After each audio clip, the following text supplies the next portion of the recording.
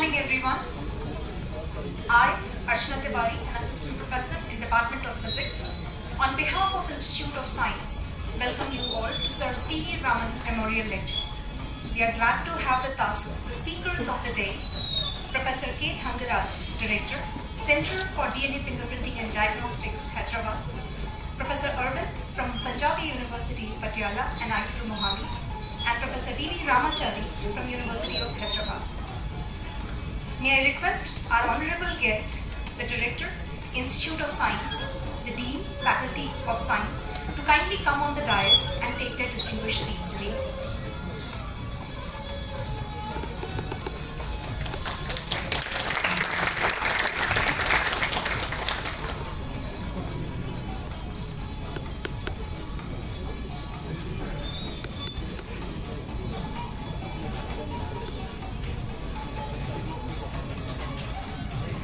Thank you, sir. Thank you, ma'am. Sir Chandrasekhar Venkat Raman was born in Tiruchirappalli, Tamil Nadu on 7th November 1888, almost 134 years ago. He invented the scattering effect in 1928, revealing that the light which the scattered wavelength carries is actually not the same as that of the original light. This work won the Nobel Prize in 1930 for this as a historic invention and is globally known as Raman effect. In his honor, we, the Institute of Science, celebrate science on his birthday by inviting eminent scientists across the nation for speaking on the titles honored with the year's Nobel Prize. This year, the Nobel Prize in Sciences in the disciplines of Physiology, Physics and Chemistry were honored to Professor Svante Pääbo from Physiology, Professor Alain Aspect, and Anton Zeilinger from Physics, and Professor Caroline Bertozzi, Morton Medal, and K. Berry Sharpless in Chemistry for their groundbreaking and award-winning discoveries. Before we begin these lectures, I request our honorable guest, Director, Institute of Science, and Dean, Faculty of Science, to kindly offer the floral tribute to Mahamanaji and Sir CV Raman. In addition, you may have to enlighten the lamps.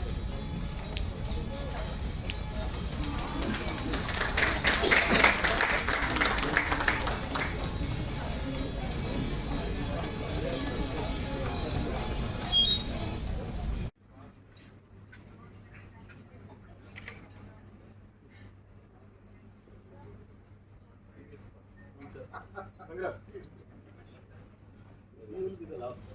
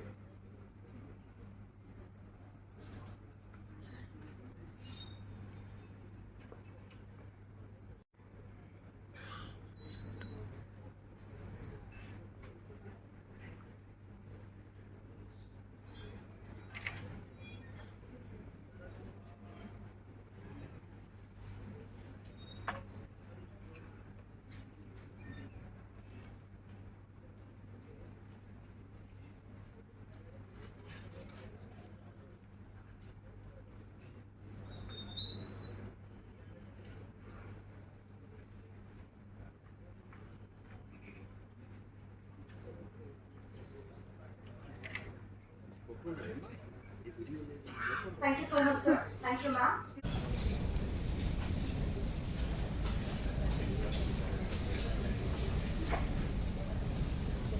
As a customary in this university, we begin any event with the Kuldeep of Honors of the university. For this, I request the students of Faculty of Science to please come forward for it. In addition, I request the audience, please do not clap after the Kuldeep.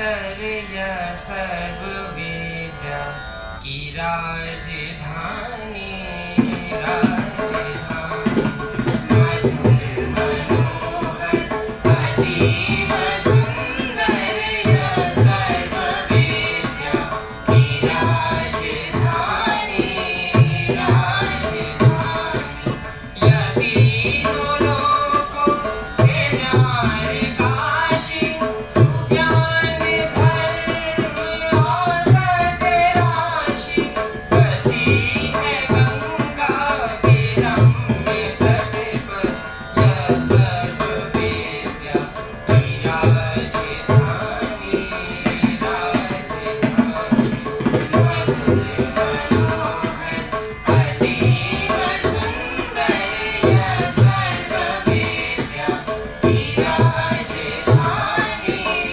राजधानी नई नई है कीट पाथर प्रवेश धर्मा का कार्य सुंदर रची है विद्या की भव्य मंदिर यह सर्वसृष्टि की राजधानी राजधानी मधुर मनोहर अतीव सुंदर यह सर्वविद्या की राजधानी राजधानी यहाँ की है यह पवित्र शिक्षा कि सत्य पहले फिर आत्मरक्षा बिके हरिश्चंद्र थे यहीं पर क्या सत्य शिक्षा की राजधानी राजधानी मधुर मनोहर अतीव सुंदर यह सर्वविद्या की राजधानी राजधानी कबीर ईश्वर की सत्यवाणी मनी जिन्हें पढ़ के ब्रह्मज्ञानी थे व्यास जी ने रची यहीं पर यह ब्रह्मविद्या की राजधानी राजधानी मधुर मनोहर अतीव सुंदर यह सर्वविद्या की राजधानी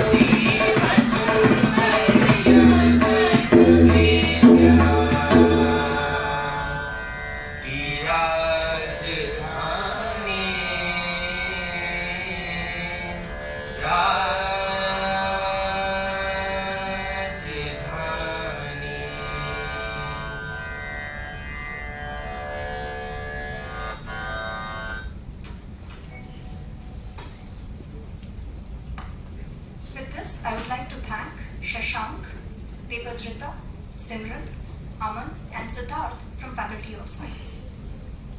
On the auspicious occasion of Dev Diwali, and as a mark of respect to our guests, I would like to request our students to kindly present a tulsi plant and a flower as a mark of welcome. The students presenting the tulsi and the flower are Aprajita, Meenu, Soumya, and Sudeepa.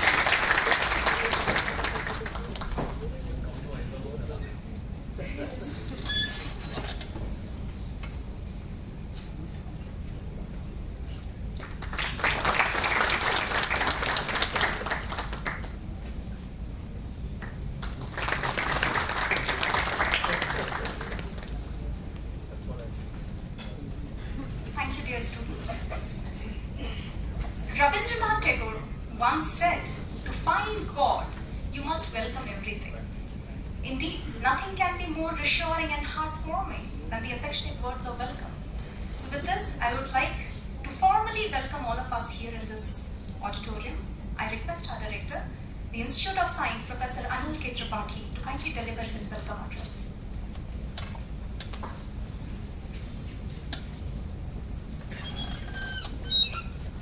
Distinguished speakers of the day, Professor Arvind,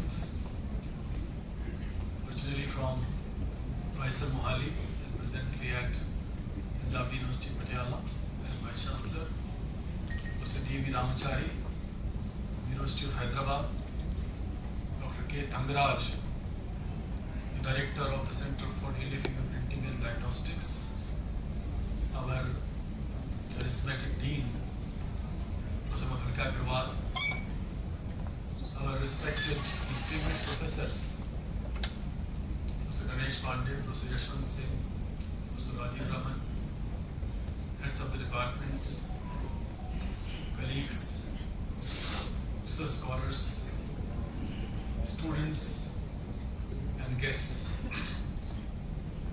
It's very heartening for me to see that on this pious occasion of Dev Diwali, we are celebrating the birth anniversary of the most respected scientist in the country who lives in our hearts, Sir CV Raman, who was born on this special day, and in whose memory the Institute of Science started this Raman Memorial Lecture Series. And Professor Raman, Dr. Raman was also a visiting professor at Banaras Hindu University. So by remembering him, we also remember one of our former teachers who has contributed in the academic foundation of this great university. On this occasion, we also pay our heartfelt tributes to our founder, the great visionary Pandit Madan Mohan Malviya ji, who was always aspiring for the best. And his quest for the best, he requested many Nobel laureates in the world, including Professor Raman, to enrich our academic ambience by their experience and their knowledge and their scholarly contributions. I would like to welcome each one of you on this occasion because your enthusiastic participation in such kind of events enriches the scientific fervor of this Institute of Science and Banaras University. During last few years, the Institute of Science has made very modest and very, solid advances in the furtherance of the science in this university by several means, and we are very proud that our faculty members are excelling and getting recognitions from very different kind of science academies in the country, and our younger scientists also are getting recognized by these associateships and the Young Scientist Awards. And I'm sure that that's going to percolate down to our research scholars and our MSc students, because the habit of pursuing the excellence and doing their best is what we are trying to inculcate in this campus. At the moment, with the strength of about 320 faculty members and about 5,500 or about 6,000 students, the Institute of Science happens to be a very, very important place in the country for the growth of science. And I really admire the efforts of all of our faculty members who do their best to do good science and pass it on to the next generation of students and scholars. I cannot resist the temptation of mentioning that during last few years, we have been able to organize our science well. The university has been able to provide incentive grants to the young faculty members, and the seed grant to the young faculty members, and some kind of patting on the back in the form of incentive grants to the senior faculty members who have been doing well in their science. Besides that, university has taken measures to ensure that these young faculty members who come from different parts of India as well as abroad, they have no problems in settling down in this campus, and therefore they have been provided the accommodation, decent accommodation to stabilize themselves. And we have at our end made our efforts to make sure that all of them get space, because about 2.5 years back we appointed about 70 plus faculty members in the Institute of Science, and they are settling down well, and I hope they are already productive, and I hope that all of them will be productive and they will contribute in the pursuit of excellence and global visibility of Banaras University. In order to enable them further, the university has an Institution of Excellence program under which the seed grant, incentive grant, these programs are given. But now, to fulfill the aspirations of everyone, the university has decided to provide some professional development allowance and also travel grant to everyone whosoever wants to go and participate in the international. So that will generate a kind of a positive atmosphere that they have to do well. So these are some of the, there are many other initiatives which have been started, but what I would also like to mention is the Sathi program. I cannot resist mentioning that because we feel very proud of it. The dedicated team of faculty members has spent a lot of their time in making sure that we establish the state-of-art instrument facility in this university campus. By the contributions of Central Discovery Center, by the contributions of the Institution of Eminence, and also by Sathi, which is a DST grant worth 125 crore given to only one university in the country at the moment, and that is Banaras University. So it's not only getting the program, we are excelling also in getting it established. The two other institutions, IIT Delhi and IIT Kharagpur, they have also been granted this program, but BHU is far ahead of the other institutions in terms of establishing the facility, making them available to the users in the university and outside, and organizing several training programs for these equipments so that people get sensitized and start using those equipments. So these are some of the,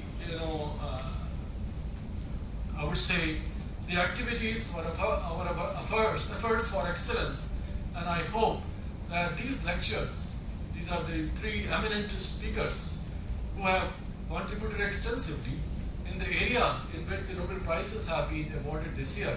I'm also very proud that in our own university, our own faculty members are also working in these directions. And I'm very proud that yesterday itself I came to know that Dr. Vinod Tiwari, Professor Vinod Tiwari in chemistry, he got some Dr. Merchant Award from the Carbohydrate Chemistry Association for his contributions to carbohydrate chemistry as well as click reactions.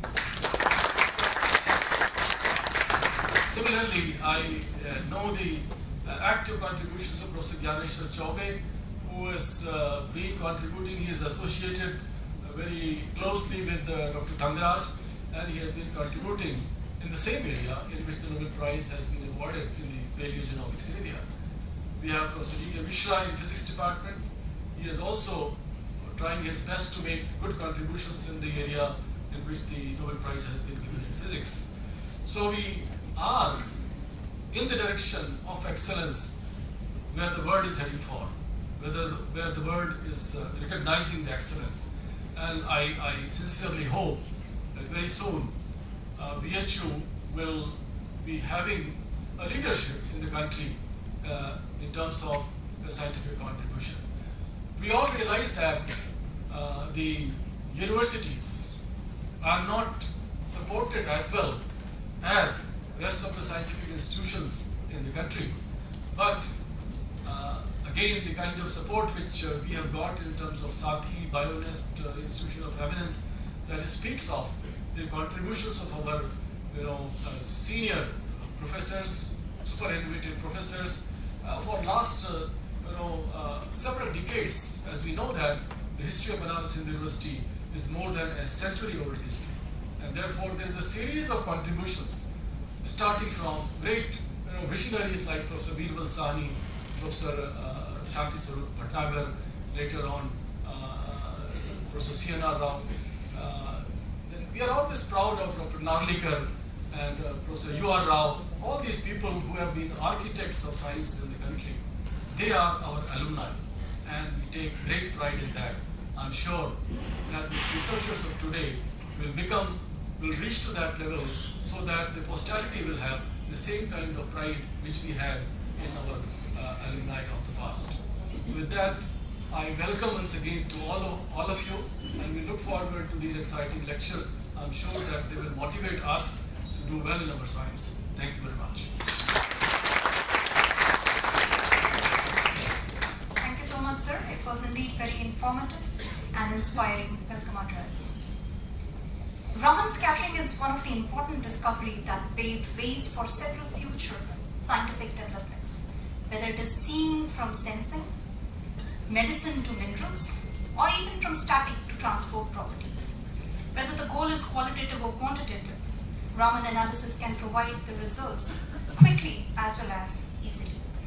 We have a very small video clip on Sir Raman's life journey in his own voice, and the courtesy for this particular video is to Professor Sateen Saha from Department of Chemistry. So I would request him to.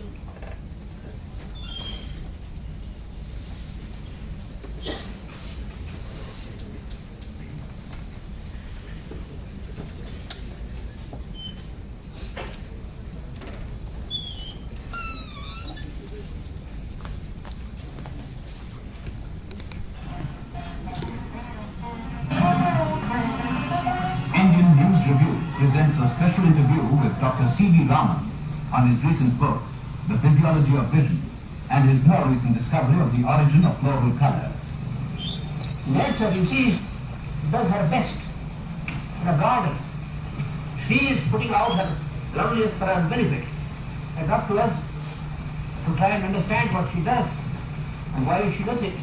To find, you see, the world around us is full of objects that demand. I got that big bunch of different flowers. Amazing sight. Hundreds of flowers, all identical, all showing the same lovely blue color. Why is this?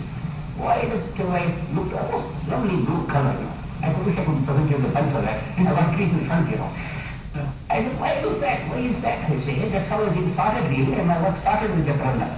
I've gone on with other things. No, but that's the whole point. See, the real science begins when you are really interested in something and you want to find out. This was the one which this was this one which has always been shouting at me. Sir, here I am. Now tell me why do I show these pants? See the other ultimately it was this fellow that is responsible for my putting forward these new ideas. You can't get away from the fact. What's the name of the flower? This is a Spathoglottis picta, it's called. Spathoglottis picta. That's the name of it. I got it from the gardening book. My discovery is the discovery of the flower codes. The discovery of the flower codes. That is the color, floral colors are due to this amazing substance which has this peculiar. Discover what is responsible for this floral color. Not from a completely new view. A new view on the origin of floral color. A new view on the origin of floral color. See? And the requisite evidence, you see, that and the point of having got it, I have to explain what it is. What is the living substance and how does it give these facts? And apart from it must be, I must find evidence in the grade of this carbon CO. And there it is. I felt that I must find some correlation for this. Otherwise the chemist would not believe such a apparently wild. So when I've been working on this, this was discovered only yesterday. Yesterday I said for my assistant, I said, come along, look up all the old literature. Let us read the building in the spectroscopic literature, which will give me like some sort of badly dated support. Here it is. Precisely. You know what I mean? What is it? Same position, the same substance, the same thing, high pressure, you don't expect the flower to be at low pressure. High pressure band, high pressure CO, that the carbon monoxide band, give this sequence of lines with the precise number and the precise position and the precise intensity, I got experiment. Does this not underline the need for original and constructive thinking? Of course, on the part of people. Courageous thinking, in fact, I have insulated myself in this garden. You can enable me to think without being disturbed. And you will come and disturb me. So now you see, it needs a certain... Indian News Review presents a special interview with Dr. CV Raman.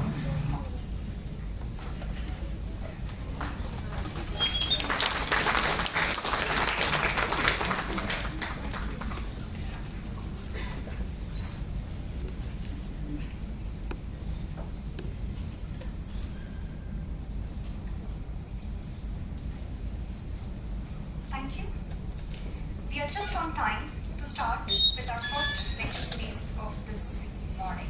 So moving right along, may I now request the head, Department of Zoology, Professor S.K. Trikun, to kindly introduce the eminence of our first speaker, Professor K. Thangaraj, to the gathering. So good morning to everyone. Honorable Director, Institute of Science, Professor Tripathi, our respected Dean, Professor Agrawal, distinguished speakers and distinguished faculty members, dear colleagues, students. So this is my proud privilege. I am standing here as head Department of Zoology to introduce one of the speakers in the area of biology. Somehow Though I did not get any chance to meet him personally, but if I remember correctly, I put his name as reviewer of 3 of my papers submitted. You know, list of reviewers are asked. So in the area of mitochondria, when my paper was submitted, I put his name, because when you are putting your name as a reviewer, that is also your credibility. To put some of those, and particularly from India, and if editor scrolls down his or her biodata, that also speaks about your choice. So this was my interest, and today I am happy to see Professor Thangaraj. On photograph I could see. So I am proud to introduce as first speaker today Professor Kumaraswamy Thangaraj is presently the director of Center of DNA Fingerprinting and Diagnostics at Hyderabad. Prior to this, he was chief scientist and group leader at the Center of Cellular and Molecular Biology, Hyderabad. His main research interests are origin of modern man, cardiovascular diseases, mitochondrial disorders, where my interest also matches with that, and male fertility. He has published more than 280 research articles, and these articles are not in counting. I mean, they include all top-ranked journals like Cell, Lancet, and Nature, Nature Genetics, etc. He is an elected fellow of Indian National Science Academy, Indian Academy of Sciences, and National Academy of Sciences. He is a recipient of several awards, including J.C. Bose Fellowship, Sun Pharma Research Award in Medical Sciences, Raman Award, Distinguished Scientist Award, Sir Dr. D.N. Brahmachari Award, and delivered several orations. He is a editorial board member of many top-ranked journals like Mitochondrion. He is associate editor of BMC Medical Genetics, BMC Genetics, Topical Medicines, and International Health, and member of the editorial board of the journals like Scientific Reports, Human Genetics, and Clinical Genetics. He is president of the Indian Society of Human Genetics from 2011 to 15, and the founder of the Society of Mitochondrial Research and Medicine. So this was the brief introduction. I could get it from net, and courtesy to Professor Chaube from my department. So now I invite Professor Thangaraj to kindly deliver this talk. Thank you.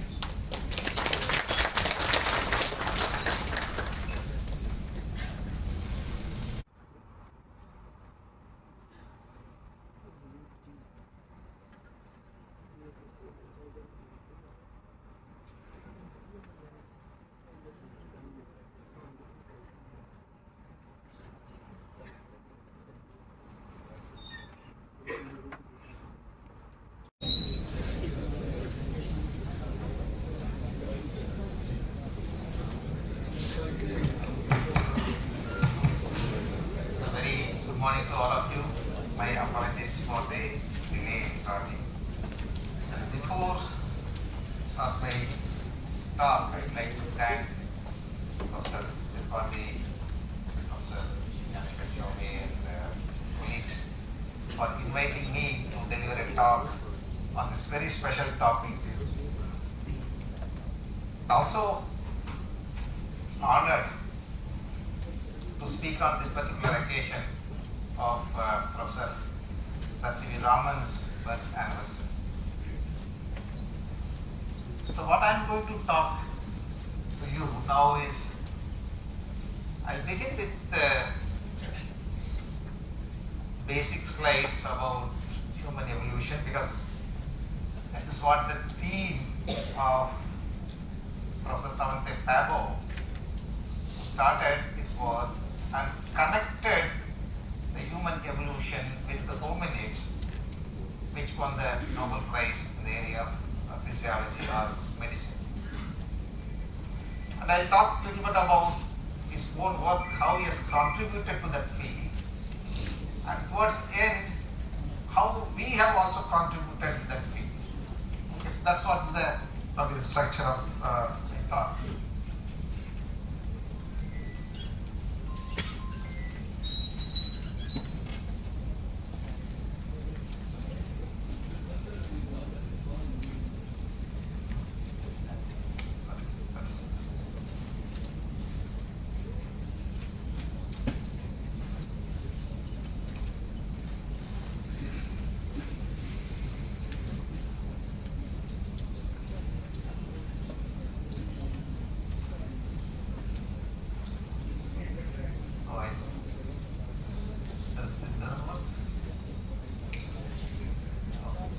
So let me begin with Charles Darwin work.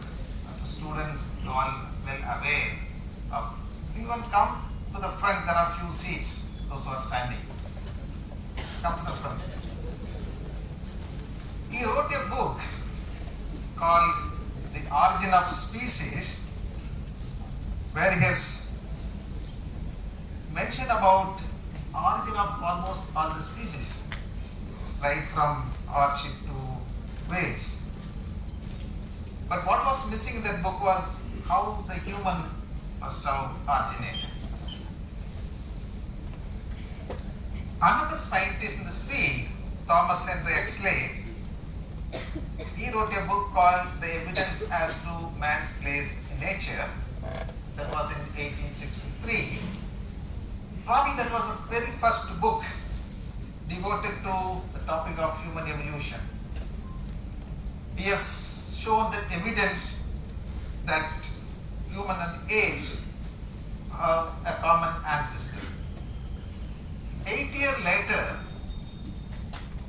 Darwin wrote another book called The Descent of Man, where he has declared that chimpanzee is our close relative in terms of anatomical similarity. With the existing sequencing technology, we all know, it's very well understood that human and chimpanzee have diverged from a common ancestor called hominins. And this divergence was about 6 to 7 million years. But if we talk about evolution, still some of people have a little bit speculation that the evolution is not true.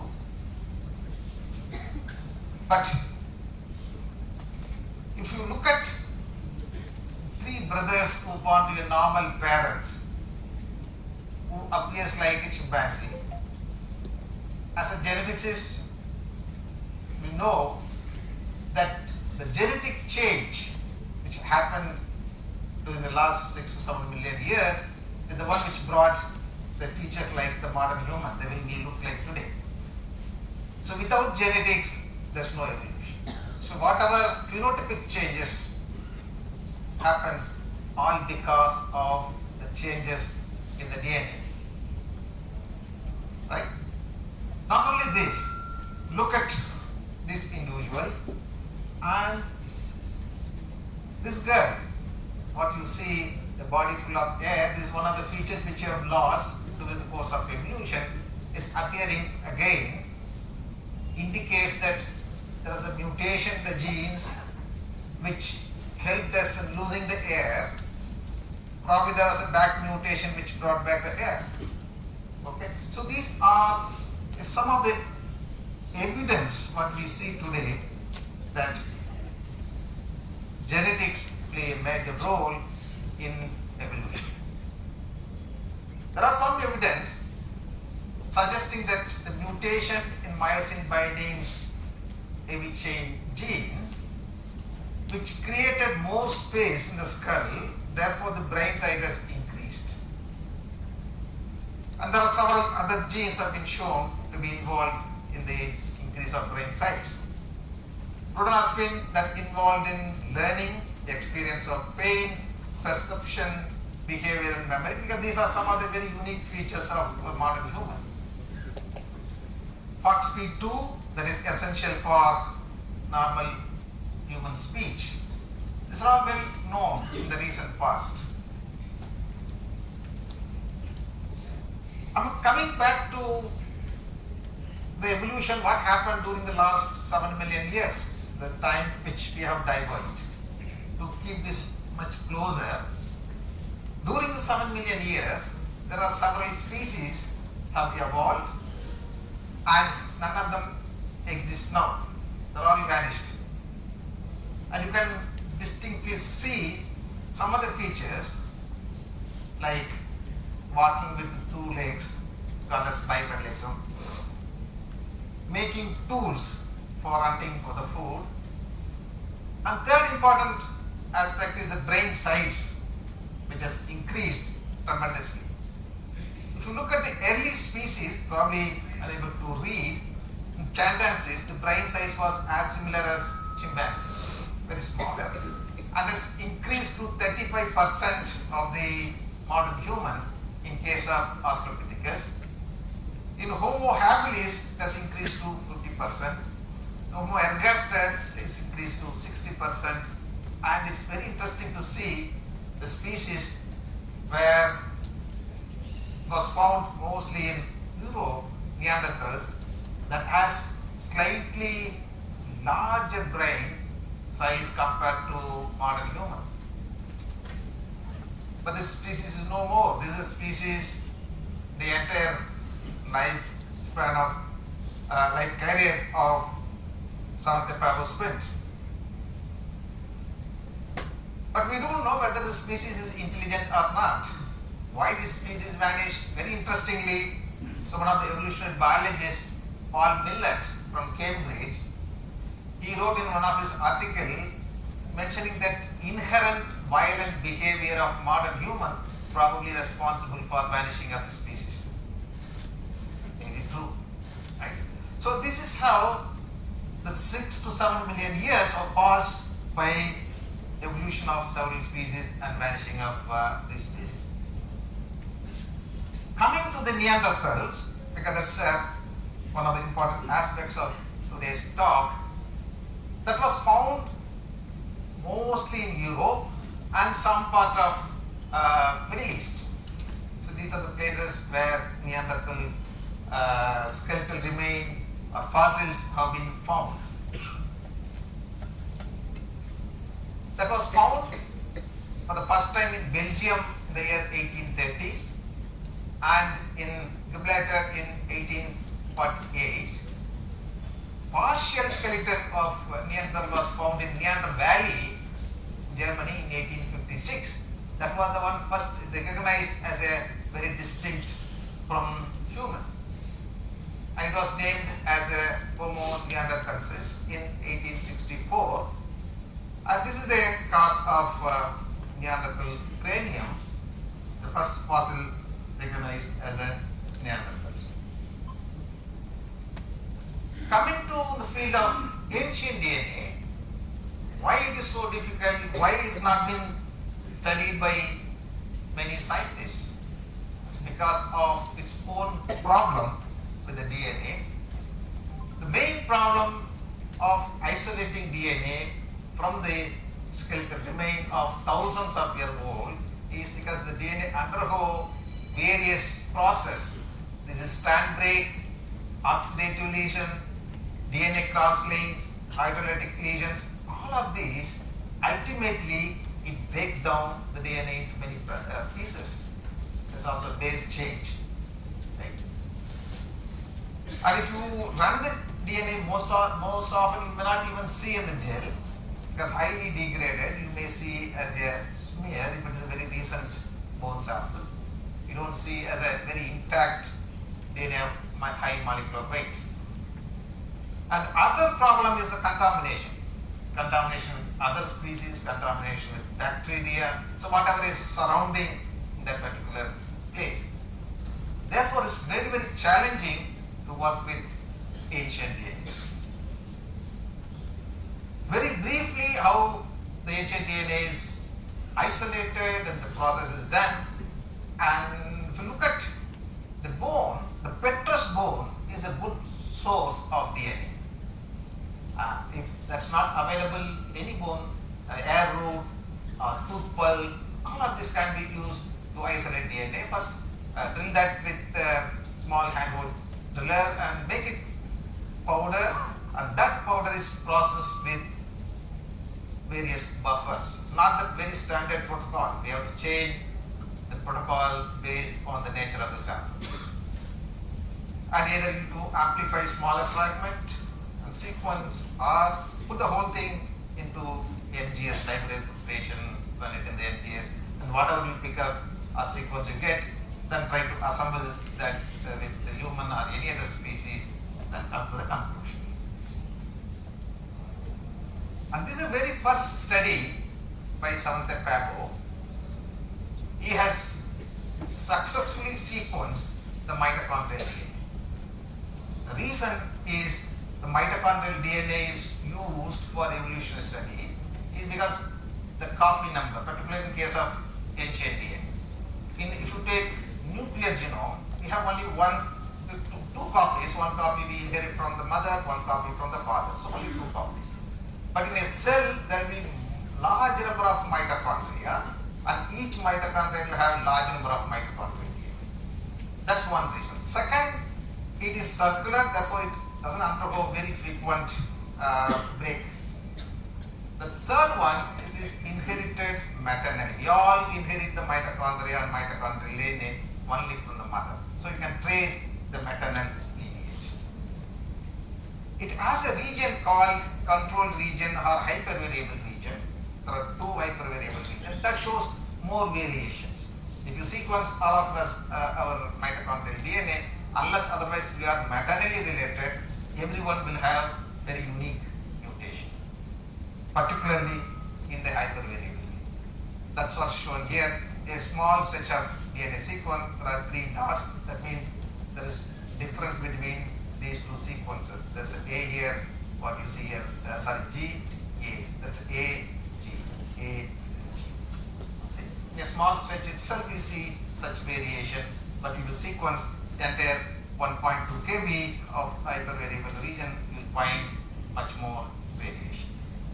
So using this, he has compared with the reference sequence and identified there's a lot more variation, and based on this, he has concluded that the human and Neanderthal have diverged between 500,000 to 690,000 years back. So that was the very first study by looking at the mitochondrial DNA of Neanderthal has come to this conclusion. That was in the year 1997. Then that time he was in Munich in Germany, Svante Pääbo. Then he moved to Leipzig in the Institute of Evolutionary Anthropology, where he has made a consortium called the Neanderthal Genome Project. That was an international consortium, and many people who are working in that field, including David Reach and many more, have joined hand and started working on the Neanderthals. After looking at the mitochondrial DNA, they have sequenced partial nuclear genome with the help of Roche 454. That was one of the first NGS platform. And the advantage of that was that was 38,000 year old fossil, but that doesn't have contamination with the modern human. That's one good advantage. And they could be able to sequence 1 million base pair. The human genome takes 3 billion base pair. Of that, they could get 1 million base pair. And they come to the conclusion that Neanderthal and human have diverged about 500,000 years back. Then in the year 2010, again Svante Pääbo, now you could be able to sequence the complete genome. This is a drop sequence. And those Neanderthal have been found in 4 different regions in Europe. After that, he compared the Neanderthal genome with 5 individuals, 2 from Africa, San Yoruba, and 3 are non-Africans. They from Papua New Guinea Island and Chinese and French.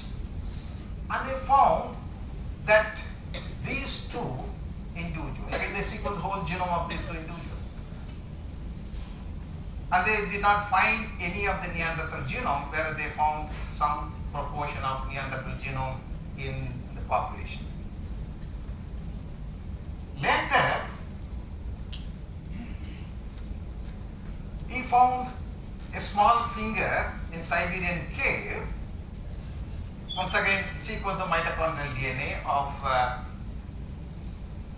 the another hominin, and again compared with the human. They're all human.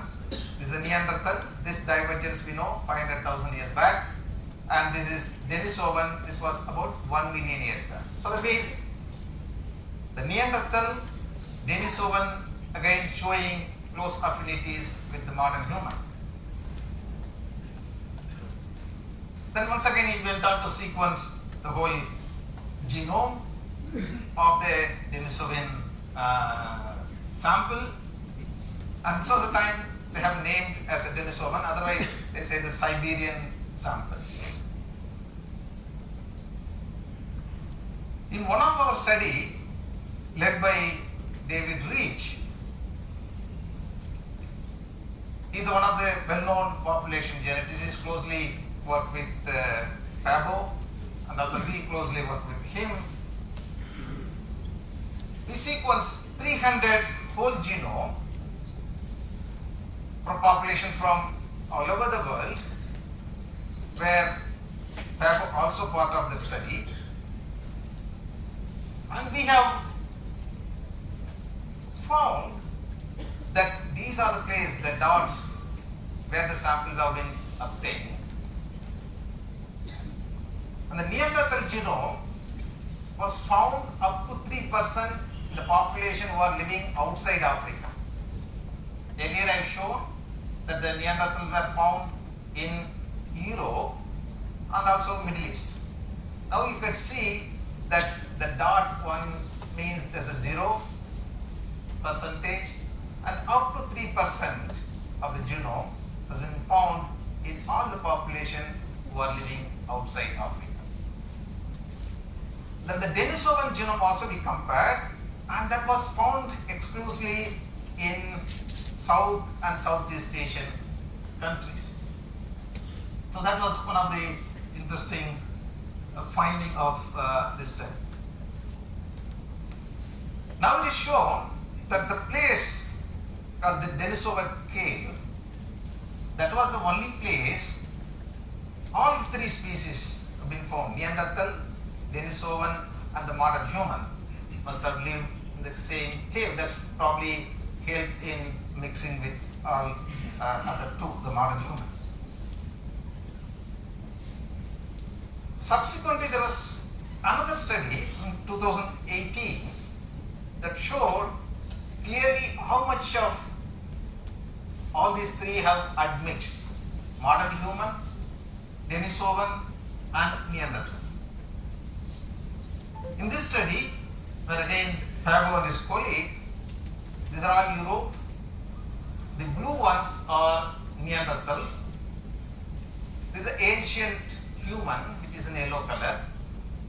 Red ones are Denisovan, and it was found in Denisovan cave. Now you can see these are all very unique.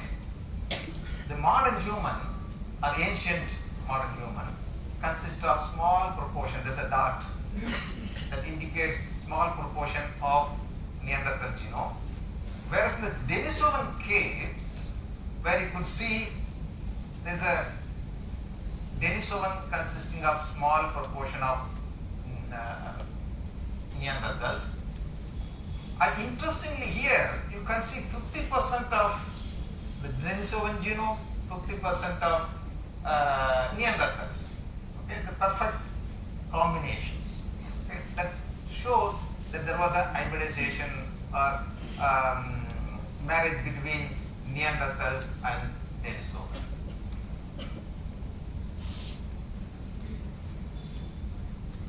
One of the interesting aspects of Svante Pääbo is that he did not stop his work. He continued even till last month there was a publication. And people wonder why he gets the Nobel Prize. Because that requires very in-depth analysis and continuing the study, right? So these are two important aspects the students should know. During the COVID time, he found that the chromosome segment about 50 kilobase region which we inherited haplotype, he concluded that because of that haplotype inherited from Neanderthals, they are more severe COVID infection.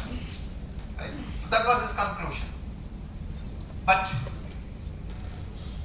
and it's shown that that was more frequent in South Asian population. South Asians, he has analyzed most of the Bangladeshi's population. But COVID infection also involves many other aspects, including the hygiene, many more things, that the person took vaccine or not, and so on. Subsequently, our colleague Jnaneshwar and the students and along with me, we looked at the proportion which is shown. This is one of the SNP found in that 50 kb region. And we also looked at AC mutation, which was again considered to be associated with infection and resistance, and we could not see any difference. That's the reason I'm saying that without looking at the in-depth knowledge of the population of India, and any conclusion can go wrong. In another study, again Pääbo and his colleague, in January 2021, he found this chromosome 12, again segment of region that gives resistance against COVID infection that is distributed equally in all the population who carry the Neanderthal genome. Okay, so this is contradicting of both. I mentioned that he continued to work on this aspect. This was published in Science very recently, where he has shown that the gene called TKTL1, there's a single base amino acid change. In Neanderthal it is lysine, in modern human arginine. So that change helped in getting more BRG and more neurons in the human compared to Neanderthal, that's in the, particularly in the fetal human neocortex. So every change during the course of evolution brings a new feature to human. And this was, I was mentioning, October 19, 2022, again he has shown along with other colleagues that the social organization of Neanderthal again is linked with some of the genetic aspects. So all of this putting together, because of his initial finding, where he isolated successfully the ancient DNA, shown that we have diverged from a common ancestor about 500,000 years back, and continuing this work, that was one of the important factors that won the Nobel Prize. I mentioned that we also work on this aspect. The origin of modern human is one aspect. The migration of modern human is the another aspect. So we have contributed to this field that there are two kind of hypotheses, that how did the modern human, we all know by now the modern human arose in Africa, how did they migrate? Whether they took northern land route or they took southern coastal route. So these are the two kind of hypotheses that was existing until we come to some conclusion. So we started looking at large number of Indian population groups. One of the population, I don't know how many of you are aware, we have a population like this in the Indian subcontinent. Okay? They are none other than the tribal populations of Andaman and Nicobar Islands. There are 6 tribal groups. 4 of them look like Africans: Onge, Great Andamanis, Sentinelese, and Java. And 2 of them, they typically look like Southeast Asian groups, Nicobaris and Shanghai. So try to understand their origin. In fact, we went and collected the samples and we sequenced the complete mitochondrial DNA. And we also looked the bone samples of Andamanis. It's very interesting to know that when the Britishers captured India, wanted to construct the cellular jail in Port Blair, they killed many of the tribal groups. But after killing, I don't know why they thought that is very important. They took the skull and air sample, and now they are kept in Cambridge Depot Museum. So that allowed us to get some sample, analyze, and compare with the modern human. And based on the complete mitochondrial DNA sequence, we concluded that the Andamanis are the first modern human who migrated out of Africa, taking southern coastal route and reached Andaman and Nicobar Islands about 65,000 to 70,000 years back. So that's one of the important finding that where I will also see Nyaneshwar and Dr. Lali Singh and some of our other colleagues in this study. So this, in the same issue, there was another study by Nicholas colleague that about the origin of Orang Asli, the Malaysian tribes. They also come to the same conclusion, and putting both the conclusion together, Peter Foster wrote a perspective in the same issue by showing both our work and Mekele's work. This is the possible route of early human migration. So there's no contradiction so far. This is the first genetic study showing that the modern human migrated out of Africa, taking southern coastal route. Now I'll give you some idea about what kind of ancient DNA work we have been doing.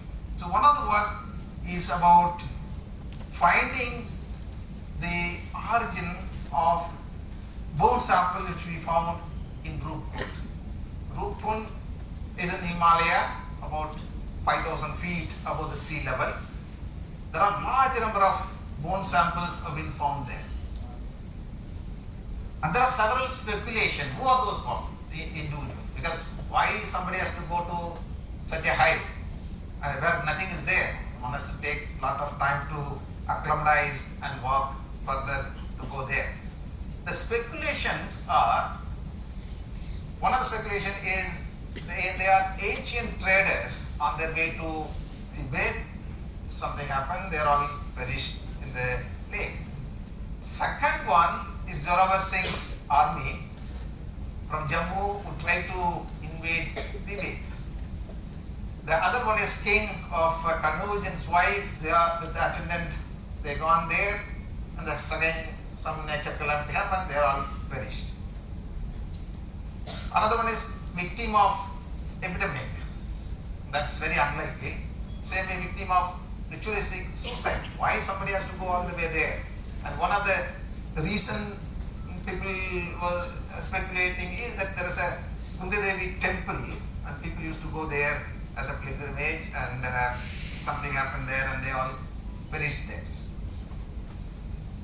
Our team went there to collect the samples, and we found that there are 3 groups. Of course, they are all 2 different ages. We looked at the age of those samples. One is 800-year-old, other one is 1800. And there were three distinct groups. One is the local Indian, the image is not very clear. One is the local population who are in the lowland. Another one is the European. The third one, there's only one sample of Southeast Asian, and we came to the conclusion, giving away this, they are probably the Mediterranean people who have migrated, but we don't know why they migrated to that place. So this is one of the largest study, about 500 bone sample from Central and South Asia. And this, we try to understand again origin of population in this region. Again, this was led by David, and we're all part of it. And interestingly, what we found that they are the Yamnaya steppe fossil. From there, they took the Indo-European language to Europe. Probably they also brought Indo-European language to North. Of course, we have very small proportion in the northern part of India, the dark blue color, and here maybe around 50%. And recently, not very recent, 2019, you all know the Harappa is one of the places where the modern civilization happened. And there was a lot of excavation by archaeologists. And we collaborated with Russian Sinde, who went, in fact, collected the sample, bone sample, on intact bone of a human. And when we tried to analyze that, we found that this is the Indus Valley sample or Harappan sample. This consists of two different genomes. One is like Andamanis, which I mentioned, that they are the first modern human migrated out of Africa. And majority of them are Iranian hunter-gatherers, not Iranian farmers, because this is one of the hypotheses that the farming actually comes from Iran, place called Fertile Crescent, that's where it started. But we did not find in their genome, whereas we found Iranian hunter-gatherers, suggesting that probably the agriculture must have started independently in India. This is the very recent study. Again, Jnaneshwar is there, my colleague and former student Neeraj also there. In a place called Ajdala in Punjab, in a well, there are hundreds of bone samples found. Again, it's about 160-year-old sample. Nobody knows who are they, and one of the ideas is that probably they are the army people, and who are they? That was one of the questions. And we looked at the mitochondrial DNA, and we found this is the Ajdala sample. I'm not going to detail. You can imagine there are certain signature put together. We made this pie chart and see that which population closely matches with that. This is Pakistanis, Punjab, this Gangetic Plain, Central India and South India, and this is closely matching with Gangetic Plain, suggesting that although they were in the army at that time, probably they were recruited in Gangetic Plain region and they sent there to work in the army. And finally, I wanted to tell you about other important aspects of looking at the ancient DNA, apart from the scientific aspect, also to between two countries internationally, politically, how it helps. Queen Keteban, great-granddaughter of King Constantine of Kartli.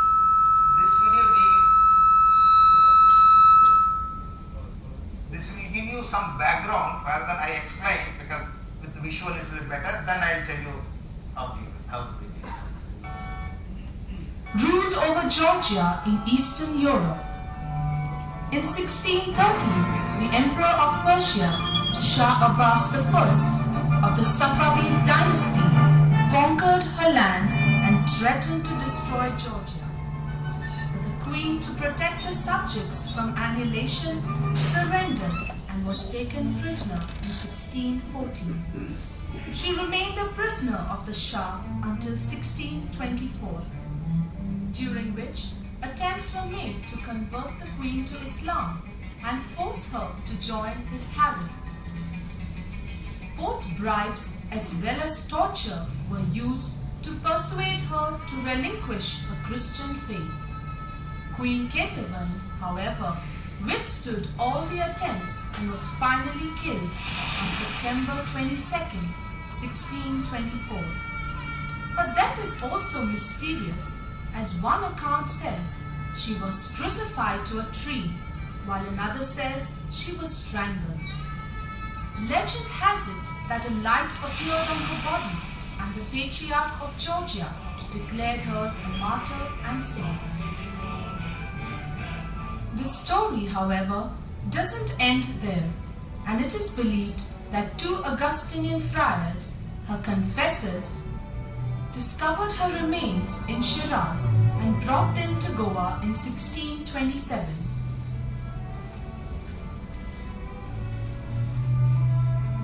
It is these relics, her right arm and hand, that have come under attention, as it is believed that they were buried in the chapter chapel of the Augustinian convent and may still be there.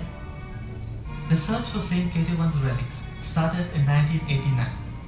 However, efforts in earnest began in 1998 when the Catholic Patriarch of Georgia wrote to the Ambassador of India in Ukraine seeking permission to search for the relics of the Queen in Goa.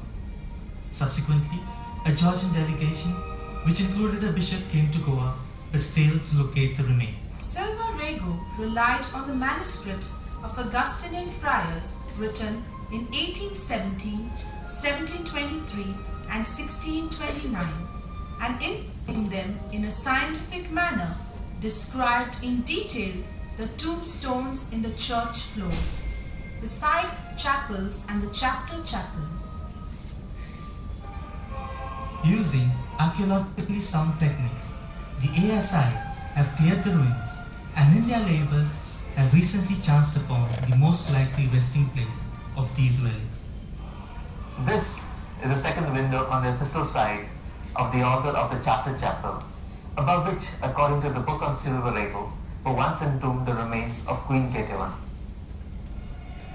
Entombed in the black box, along with Queen Ketevan's remains, were the relics of Fray Guilherme de Sant Agustin and Father Hieronymo de Cruz. The ASI came across remains of the black box and a longish bone fallen below the second window. Can this bone be the right arm of the saint? That was a question Archaeological Survey of India wanted to know, because the Georgian government wanted to take back the bone, because they considered that she is one of the important persons. So we started this work long ago, but try to understand. Queen Ketevan, great-granddaughter of King Constantine of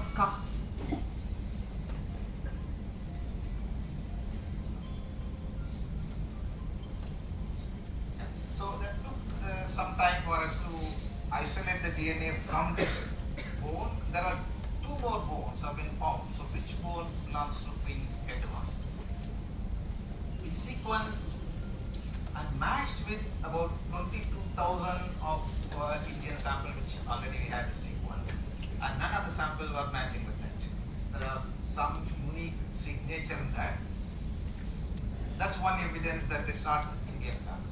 The second one, it's a female sample, because this is amylogenin Y, X. Amylogenin Y is this. If it's a male sample, then we would have get one more peak here. So that shows that the sample is of female origin. And we also wanted to analyze some Georgian samples. So we suggested Archaeological Survey of India to get some more samples. And they brought some 30 samples from Georgia. And we tried to match with that. And interestingly, 2 out of 30 samples are showing the same motif as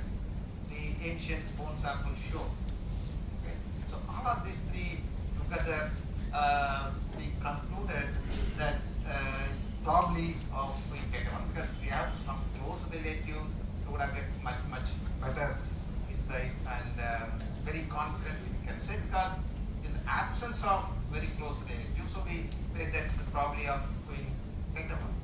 This happened in 2014. But because the Georgian government wanted to take their own samples, probably some formalities happened, and then last year, July 21, our External Affairs Minister Jaishankar handed over part of the bone to his counterpart of Georgia. So that's the level of the applications which the ancient DNA has. Of course, we can study what kind of disease were those days and how we acquired mutation, many more applications. So this I stop, and if you have any question, I will be happy.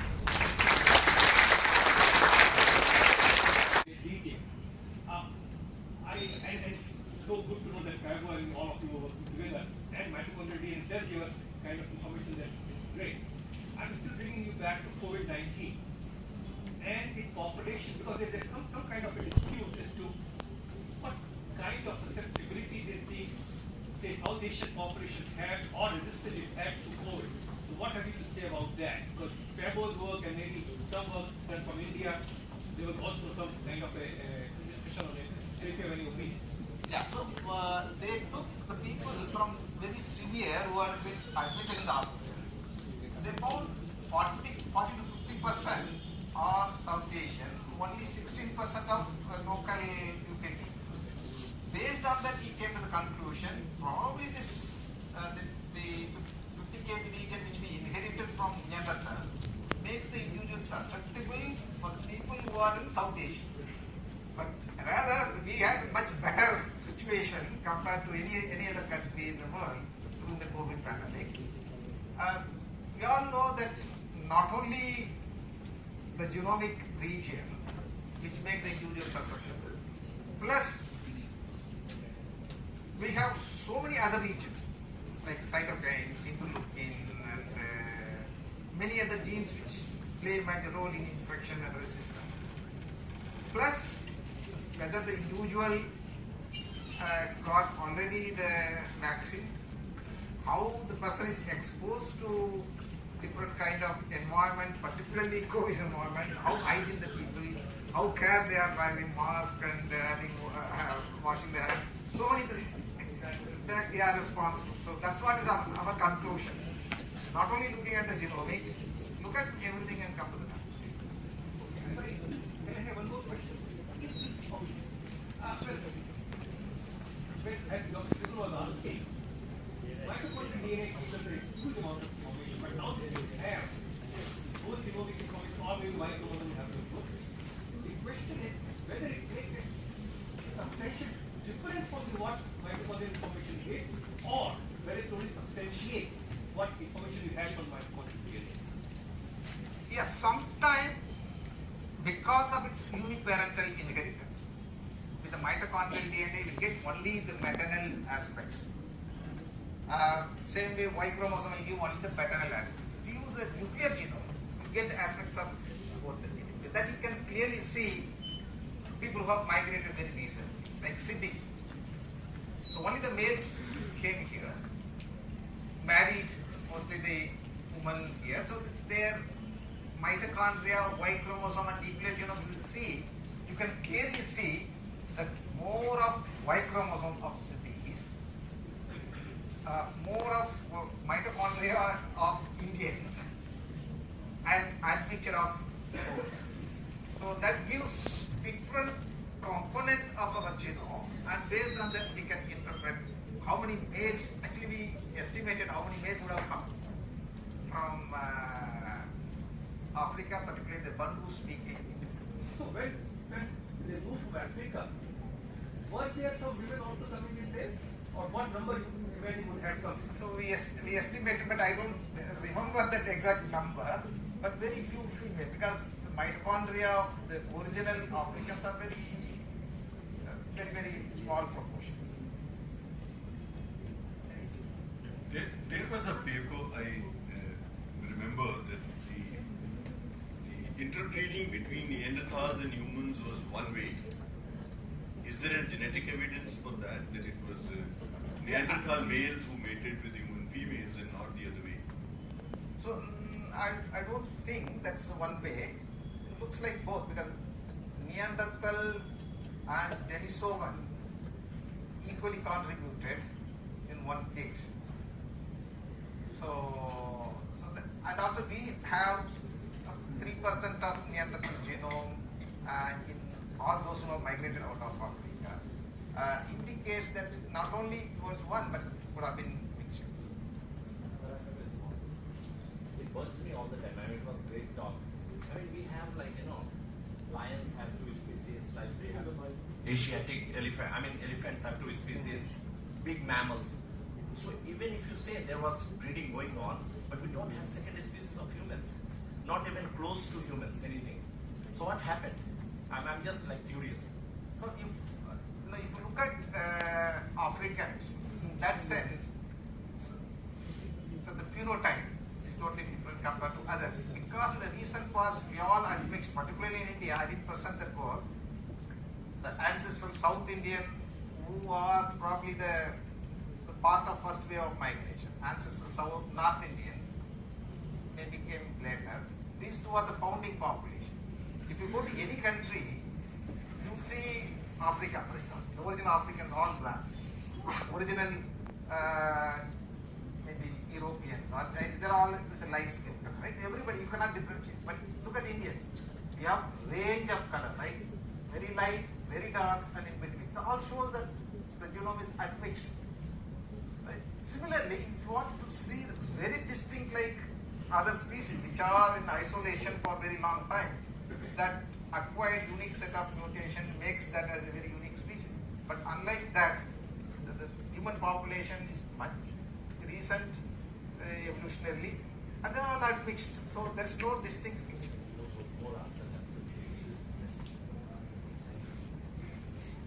So my question actually is an extension to somebody's question only. So I just wonder when we compare different human populations and when we say that who comes first and who comes after, it is also possible that there were more than one human population existed in a time. Like as you just said that many people who are living in Andaman, they really look very different than the rest of us. So probably still how, my question here is that how informed it is to say that one evolved from another instead of, as we say, that there were many populations of human existed and they are getting extended over period. Like there are several species that we see and say now that there are no more. So instead of saying that they are evolving from one from another, they existed and now they extend for some. Yeah, the multi-centric origin of human was one of the hypotheses was proposed. It was there for a very long time, but there was no support for that. So we have a lot of support only for African origin, right? And very close species like Neanderthals, probably very closer, and there are many more species during that period, 1 million years. They all vanished, okay? But they probably not like the way we look like today, modern human. And we also evolved from African, those kind of features, and the evolution took place much faster in the last maybe 100 years because of various reasons. But old days, maybe if you go back to tens of thousands of years back, or even more, close to 1,500,000 years back, probably the close species like Neanderthals or Denisovan must have existed, but nobody found it, right? Unless otherwise you found some remains, we cannot really tell that something was existing. Okay, thank you so much, sir, for this wonderfully informative talk. For this, after the presentation, I would request our director, sir, and our dean, ma'am, to kindly felicitate our speaker. Sir.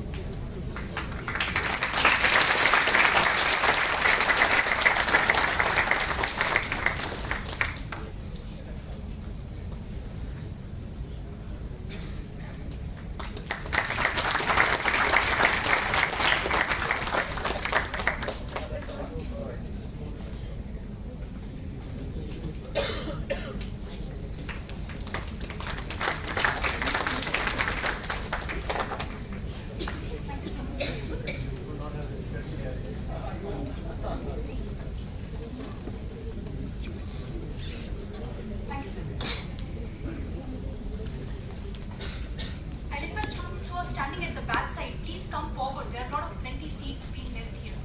Please come forward instead of sitting on the stairs.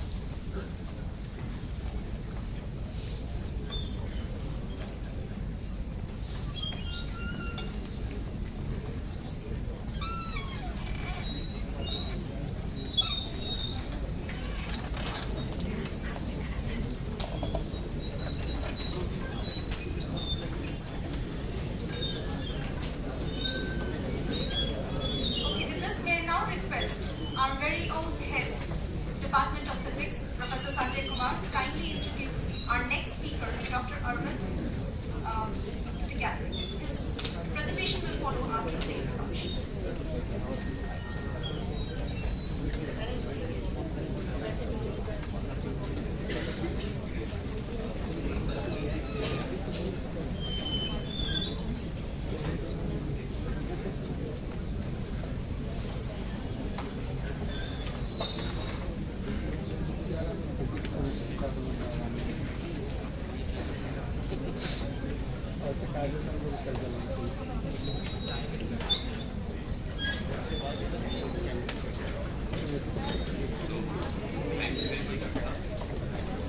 My pleasure to introduce the speaker.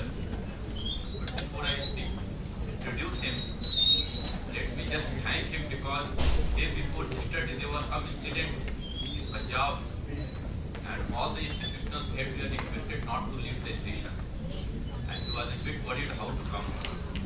But then he made it possible by talking to the chief secretary and all those things. So first we must acknowledge his effort and his keen interest to visit and give this talk at Banaras University. So Professor Arvind is a well-known theoretical quantum physicist with keen interest in science education and science communication.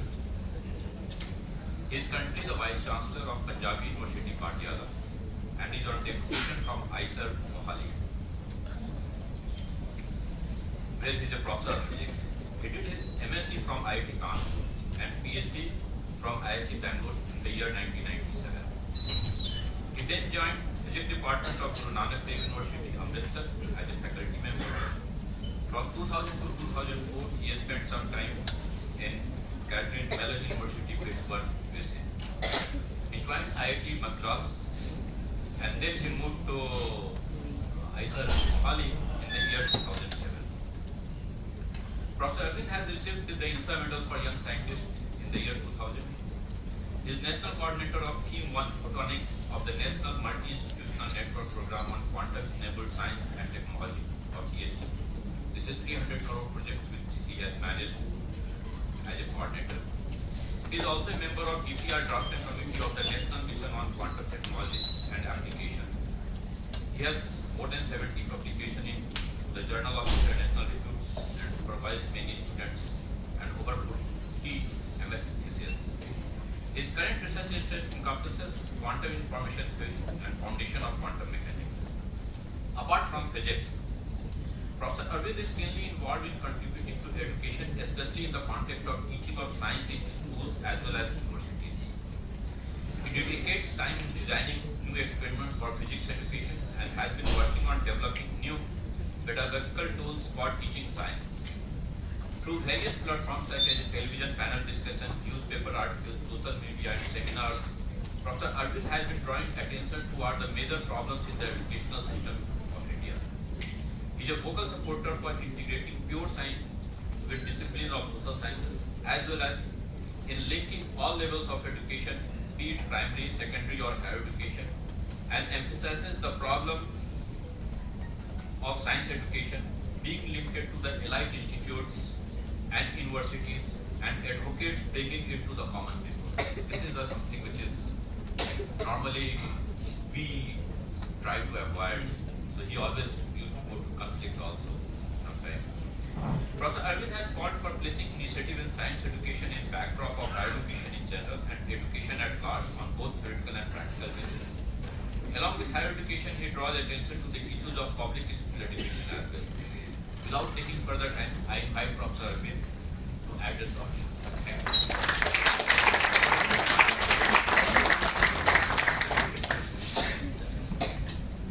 Just make it full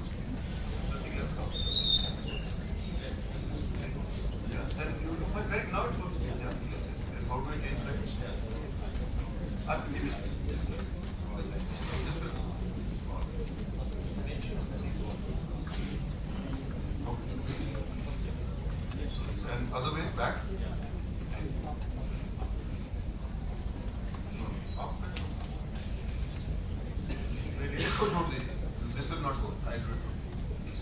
नहीं आपका फिर वो आ गया, ये नहीं आना चाहिए बाहर.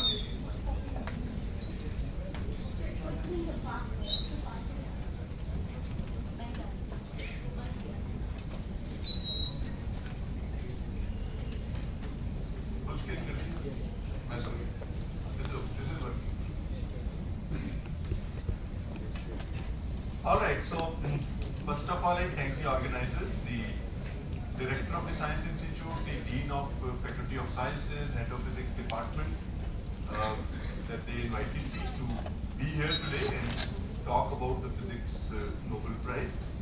It's a matter of honor to speak in this program, which is for the on the birthday of Sir CV Raman, and I'm very happy to be here. This is my second or third visit to Banaras. It's always it's a pleasure to come to this. Well, the Svante Singh is here, so I really would like to I know him for a long time, so thank you for coming for my seminar. The way I planned today's talk is for students and also students who are outside physics, because I was told that this is a very broad audience. Compared to the previous speaker's job, which of course he gave a great talk, but that's a subject which everyone can connect to. Quantum mechanics can get rather technical. So I have kept it at a very simple level so that anybody can connect with my talk. This is at the cost of omitting a lot of technical details which my physics students may feel are missing, but we can talk about it later in the discussion session or in another seminar. First of all, let me thank the previous speaker, because in this whole process, I wrote a piece on the biology Nobel which appeared as a large piece in a newspaper yesterday, and I wanted to find out that have I said anything wrong. So I was listening to him very carefully, because I am not from the field, but it happened so that I wrote about it. And the reason being that the biology Nobel has certain fundamental implications on philosophy and the way we think about humans. So I will just say one line about it. Of course, the talk was very enlightening. We are many times debating about pure races. We are not even a pure species. That's what the Nobel Prize says. So this whole quest for purity, it's better that we bury it somewhere. Mixed populations are much more robust and move forward on Earth much better than pure populations, which are inherently maybe less than happy. Anyway, so that's why I thought that the biology Nobel this year has fundamental implications, and I went about to study that. And I'm thankful to the speaker that now I can say that I have not said anything wrong in what I wrote. Physics Nobel is similarly has deep philosophical implications, and those implications I will talk about in several different ways. Well, see, quantum mechanics was invented about 100 years ago, roughly, actually almost correct. So about 100 years ago we had the present form of quantum theory, and many things changed the way we see things in the... This should be a... Okay, maybe I should not. This has become... Okay. This is a pointer, but then how do I... Yeah. No, it doesn't. And it's alright. I think I have to use this in the mouse. It's alright. It will work like that. So, classical word is continuous while quantum word is discrete. But that's fine. I mean, we are used to discrete things earlier also. Fruits are discrete, numbers are discrete. So, this. So, how to stop it? Stop it.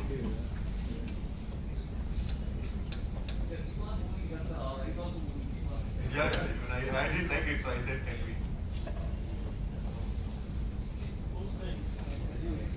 No, best is I change slides from here. Then I think we are better off. So this is best is to go to the older mode. I put it here and this one. Very good. So now I'm fine. That's okay, leave it. That's not good. So there is a certain discreteness to the quantum world which most of us are aware. And at a very fundamental level, if you see the radiation which comes out of matter, you heat matter, radiation comes out. thermal radiation because we are heating, and heat is very random. Why is it that elements have specific colors? So this was the puzzle in some sense at the beginning of 20th century. Why do you have line spectrum? Why do you have discrete frequencies coming out of atoms when you heat them, whether it is yellow for sodium or crimson for argon and so on, so neon. So what are these colors about and why are they discrete? So that needed quantum mechanics to tell us that thus yes, indeed you have discreteness in the world which is translated into certain specific frequencies coming out of matter. The second one is more fundamental, that we have to work with the probabilities in quantum mechanics, which means that let's imagine that I line up several uranium atoms on this stage, and I know full quantum mechanics of the system, which tells me that in 5 minutes, half of them will decay. This is what quantum mechanics tells me. I've done my calculation.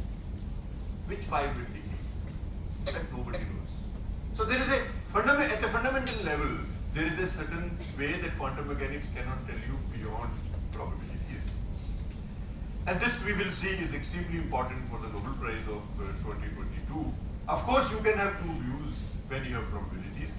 In the classical world, probabilities are tools which are introduced to represent lack of knowledge. Now, if people don't know I am in Varanasi, then somebody goes my home, they will say, he's not here, he might have gone to office, he might have gone out of station. So you give different possibilities and you assign probabilities to those. However, I am here and that is certain, and if somebody makes a call to me, then there is no probability. Similarly, when you release a scent in the corner of a room, the typical thermodynamic example, the molecules are going out, and let's assume there is only one molecule I release somewhere in this room. And then after some time, from thermodynamic principles, we will say that it has now equal probability to be found in the room. However, at the back of our mind, we know it's one molecule. For example, if it is fluorescent and somebody puts in certain radiation here, that only that molecule will light up. It will light up only in one place because it is one molecule. So there is a layer of certainty below the layer of probability, which we assume and we are comfortable, and therefore we work with probability. Now the question is, are quantum probabilities of a similar variety? And this was the debate which we will see led to a whole lot of things. The third feature I put over here is that space of description in quantum physics, which is a complex linear vector space which we call Hilbert space, in which we describe things and do our calculations, is very different from the space in which objects actually exist. So it's a kind of a meta level theory. You have to go to an abstract mathematical space, do your calculations there, come back and relate it with the physical world. This is not like earlier physics. You say a particle, you imagine a particle. You think of a trajectory, you imagine a line and particle going around that. So it's quite different from that. So three more extremely important features of quantum mechanics are important. One is superposition. Now, superposition principle of quantum mechanics tells you that if situation A is a possibility and a situation B is a possibility, they are also possible together. What this means, we will see or we will not see, but this is true. I mean, for example, there are lots of chemistry students here, I suppose. When you say that this single electron is in p orbital, what exactly do we mean? If it is a single electron, it should be a point particle somewhere. But well, since it is everywhere in that p orbital, that's how we have to imagine it. So which means superposition principle is very counterintuitive. I mean, an electron can be in two different places at the same time, and that's not that does not contradict the quantum common sense. If larger objects follow quantum mechanics, they could also be in a superposition of two different situations. For example, in a superconducting ring, you could have a clockwise current and an anti-clockwise current at the same time, because it could be a superposition state of two macro or macroscopic currents. Anyway, this is the idea that if two situations are allowed, they are also allowed together. Normally, of course, there could be super selection rules which do not allow some of the situations, but that's a matter of detail. also a deeper philosophical idea, and it tells you that the regular intuition does not work at the quantum level. The second one is measurements. So in the classical world, we think of measurements in a very passive way. We don't even talk about a measurement theory for quantum classical physics because we believe that we can read out the values. At the end, you measure and see where a particle is, what its momentum is, this, that, and so on. Similarly, in classical information theory, you can learn. You go to a library, you read a book, you put it back. And I go, I pick the same book and I put it back. But in the quantum world, situation is quite different. In any process of measurement, you have to interact and therefore you influence the system in a fundamental way. So it's a two-way process. The outcomes of measurements are not just features of the system you're measuring. It's an outcome which comes out of a interaction or a measurement process, which also depends on what and how you're measuring something. So subject and object are not two things that you can just passively learn. Subject-object come together to produce what you call as knowledge, which you write in your notebooks as a result of measurements. A consequence of this is, I go and I pick up a quantum book and I read it. I learn something, I put it back. You go issue that book. Book has changed a little bit. Every time you read a quantum book, it changes.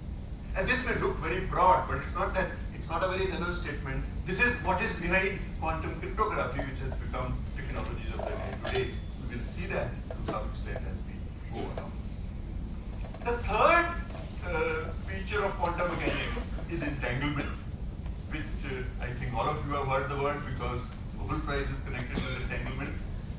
And we will get into some more detail of this. Superposition in some sense is behind entanglement. Entanglement is a special kind of superposition, so they are related. And entanglement basically says that quantum correlations can be very different from classical correlations. One line, when quantum entanglement is there, if you try to think about it classically, you will have to imagine faster than light signaling. Now, I am not saying there is faster than light signaling in quantum mechanics. Look at my statement carefully. In an entangled situation, if you like to imagine the existing correlations classically, then you will have to invoke what is called non-locality, which is faster than light signaling. But within quantum mechanics, there is no faster than light signaling. The signaling cannot be used for information transfer and so on. But it's a very delicate correlation, which has certain features, which is very, very interesting and gives what is, many people say that it is the entanglement which makes quantum mechanics non-local, this, that. And at the end of the day, all quantum computational algorithms require entanglement. So entanglement is also a resource. Anyway, so I thought in one slide I will kind of set the stage that the quantum world is very different from our intuitive classical world. It has features which are very different. It has features which are novel, counterintuitive, philosophically different, which means force us to think very differently about the world and also have applications as we do. By the way, this could be interactive. At any stage you have a question, you can stop me. Because if you're stuck somewhere and you have not asked your question, you may lose out on what is coming after that, and so on. So these are discussions which were happening in 1920s, and Einstein particularly were not happy with the probabilities. He was not happy about this fact that we have to accept probabilities as fundamental objects. He said probabilities are fine, but there must be a layer of certainty behind this layer of probability. So this famous statement is about that God does not play dice with the universe. So in the radioactivity example, Einstein would say that quantum mechanics is telling us in 5 minutes half will decay. Very good. Tomorrow a better theory will tell us which 1, 4, 3, 6, 4 will decay or the other 5 will decay. So science has to give us precise answers, and there is no probabilities that God has not set up the universe in a probabilistic way. That was his view, and he developed this view in a famous paper which is called the EPR paper. Einstein, Podolsky and Rosen, they were his collaborators. And this paper came out in 1935, which said, is quantum mechanical description of the world complete? So he wanted to point out an incompleteness in the description of the world using quantum mechanics, and therefore he wanted people to be motivated to produce better descriptions of the world than quantum mechanics, and that was the problem. So this is a very, very famous paper, and this again you must have heard EPR or EPR paradox. I mean, I don't have to say that Einstein was one of the smartest physicists ever born on Earth. So he constructed his argument very well. So he gives first a one-way condition for something being element of reality, because he knew that defining reality is very difficult and he will get into philosophical debates. He did not do that. He just said one way. If this happens, then something exists, and that is very, very important. He says anything about which you can make a prediction without no way interacting with that has to be an element of reality, which nobody can dispute. If I already know that something is going to happen far away, and somebody finds that actually it didn't happen, then it has to be predetermined. It cannot be that my finding it out has determined it. So that was the kind of argumentation he gave, and based on that he showed that quantum mechanics is incomplete, and therefore we should move towards developing more complete theories. Of course, in this whole argumentation, he assumed that there is no faster than light signaling. He assumed that if two domains are space-like separated, there cannot be a communication between them. That's fine. And with that, and then assuming that the actual values exist, and it is not just the probability, he showed that quantum mechanics is incomplete. This was 1935. I must say that for a long time, I mean, this paper and this work was taken seriously only by a small fringe of physicists. Most physicists in those days were worried about taking quantum mechanics and working out consequences of quantum mechanics in different domains. So that looked much more attractive to people. So mainstream physicists were worried about that. But of course, somebody like David Bohm took it very seriously, and he has done a lot of work based on Einstein's idea. And also, when things are more philosophical, when things are more fundamental, it becomes difficult to engage and also difficult to produce. That is also an important criteria for people to show what they have done. So next major work comes after 30 years, 29 years. John Bell in 1964 made a very fundamental contribution. And as you know, mostly contributions in physics are tentative, because all science is tentative. But within that, sometimes there are mathematical things which you can prove. So Bell's work is called Bell's theorem, which means it proves something under certain conditions. So what does it prove? So Bell took a very different route compared to what other people were doing. Other people who took Einstein not very seriously did not think about his work. They just discarded it. He said something like Bohr replied to Einstein in the next issue of Physical Review with the same title, his quantum mechanical description of reality complete. And I must say, I always, whenever some young student comes and wants to work, I give him Bohr's paper and ask him to tell me what is Bohr trying to tell Einstein. Most people don't come back because it is not very clear what Bohr is trying to tell Einstein. Anyway, so few people engaged, like Bohr engaged. Most people did not engage with it. And those who engaged started looking for those deeper theories. You know, like David Bohm, he constructed models that we must go beyond quantum mechanics. Now, John Bell asked the following question. Let's assume that someone has constructed a model better than quantum mechanics. Let's assume that a hidden variable, a local hidden variable description of the world exists. What it is, we don't know. He just assumed the existence. That's his first postulate.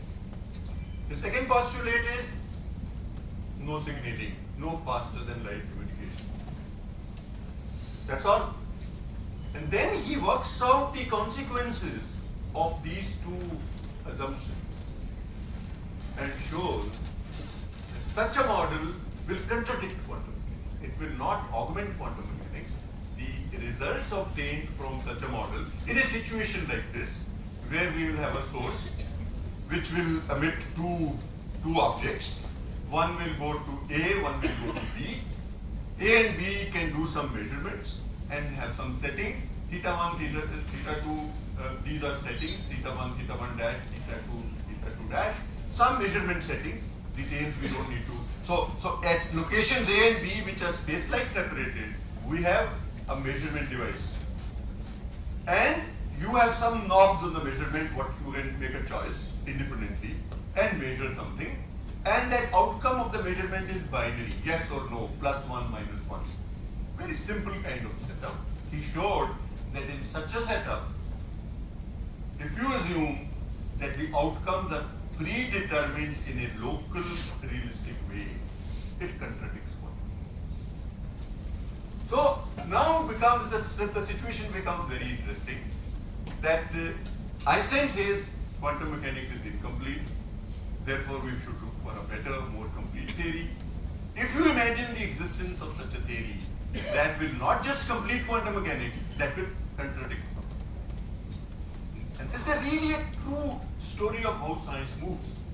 Now quantum mechanics is a logically consistent construction. These models are also expected to be, whatever is the model, a logically consistent construction. What happens in science when two logically consistent constructions are equally logical? You have to do experiments, because nature, logic is something we have invented. Nature works the way it works. So therefore, after Bell's work,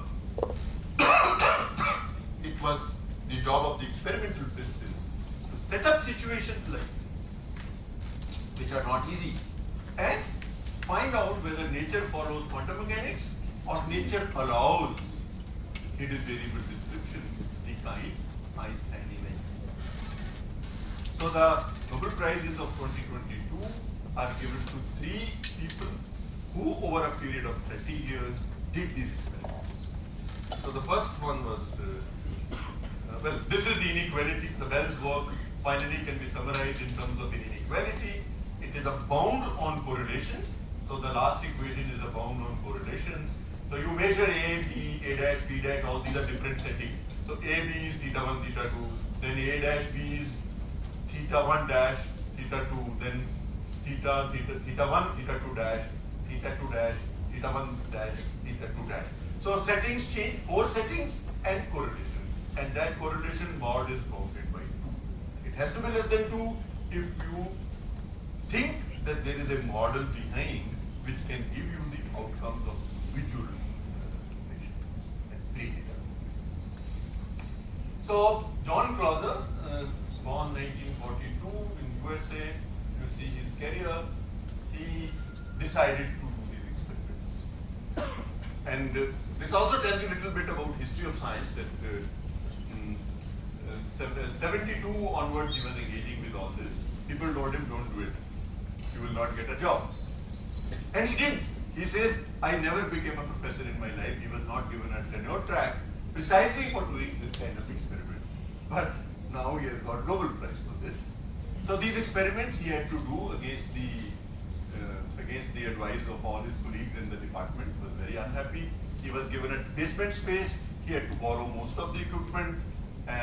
But he did these first experiments. And his conclusions were that quantum mechanics looks to be correct. And hidden variable models may not exist. However, these experiments were somewhat simple-minded. And there are many loopholes, which means that whenever a Bell test happens, you also, physics students must have heard, loophole-free test of Bell's inequality. So, although the violation of Bell's inequality was shown by Clauser, but people very soon could come up with the reasons that this could be violated, and not really that nature is following quantum mechanics and hidden variable models are wrong. So that was the kind of criticism which came up. Then, so this was his experiment. He looked at atoms, he excited the calcium atoms, then photons are emitted, then he measured so the settings were polarizers, and then he did photon counting. So that's the kind of experiments he did. So this was clock. The next was Alain Aspect. So Aspect also got interested in these ideas and wanted to set up a lab to do experiments which were better than Clauser's experiments, in which one of the major loopholes was plugged. He wanted to do that, which means that you see that technically it is very challenging to plug that loophole. What is the technicality involved? Within the laboratory, you must set your polarizer after the photon has been emitted, and you know how fast light travels and how big a laboratory you can build. So you need a way to set your polarizers after the emission is happened, so that your setup cannot talk to the source before. So that loophole he removed, and he did his experiments. Aspect, I think many people know, he likes to come to India, spend time here, comes to conferences. I mean, he really enjoys, he can be called an Indophile in some sense. So he really enjoys interacting with the Indian community. Very nice, humble person. He has also written about Sudarshan and interacts with the Indian community quite well. But the story of his experiments is equally interesting. Let me first show you the setup. The difference between Clauser and his experiment is that experimental settings can be changed dynamically after the photon is emitted. It looks simple, but not at all simple. Also, I must tell you that if your detectors are not sufficiently efficient, then you can show that the violation you are seeing is not really real. So these experiments are quite tricky and sophisticated. Maybe today is not the time to go into that, but to tell you that each one is a major advance. So Aspect, when he was planning these experiments, can I have some more? Aspect, when he was planning these experiments, he went and met John Bell. So he has now said it very clearly in an interview after the Nobel Prize, and earlier also we know this story.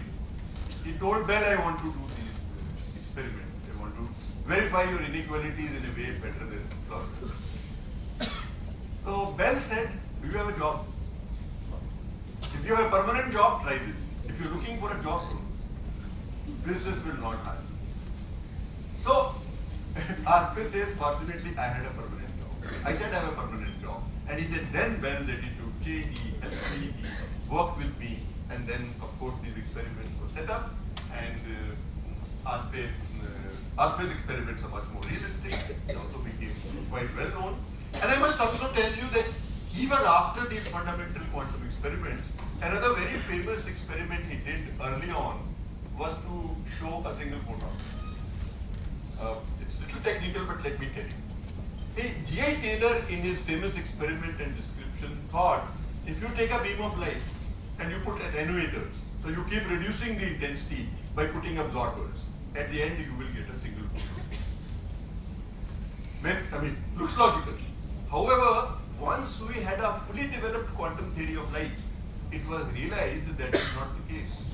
Because in a beam of light, photons are typically fluctuating. So, given a certain intensity, there is certain fluctuation. You cut the intensity, fluctuation doesn't disappear.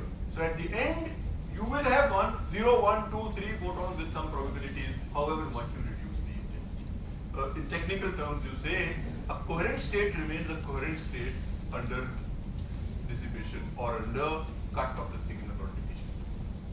So then how do we produce a single photon? That famous experiment was also first time done by Alain Aspect. First he showed that coherent states are not single photons, and then he set up a single photon source using gas and emission and so on. Of course, you can imagine one way to do it is you isolate a single atom will emit only a single photon. So something like that has to be done. And single photon sources are very important for quantum communication, and they are a very big resource. Today, of course, we have very different ways of producing single photons. See, somebody can tell me about time when about 5 minutes are left, because this talk can be wound up at any stage because we have already set the stage. Then comes Anton Zeilinger.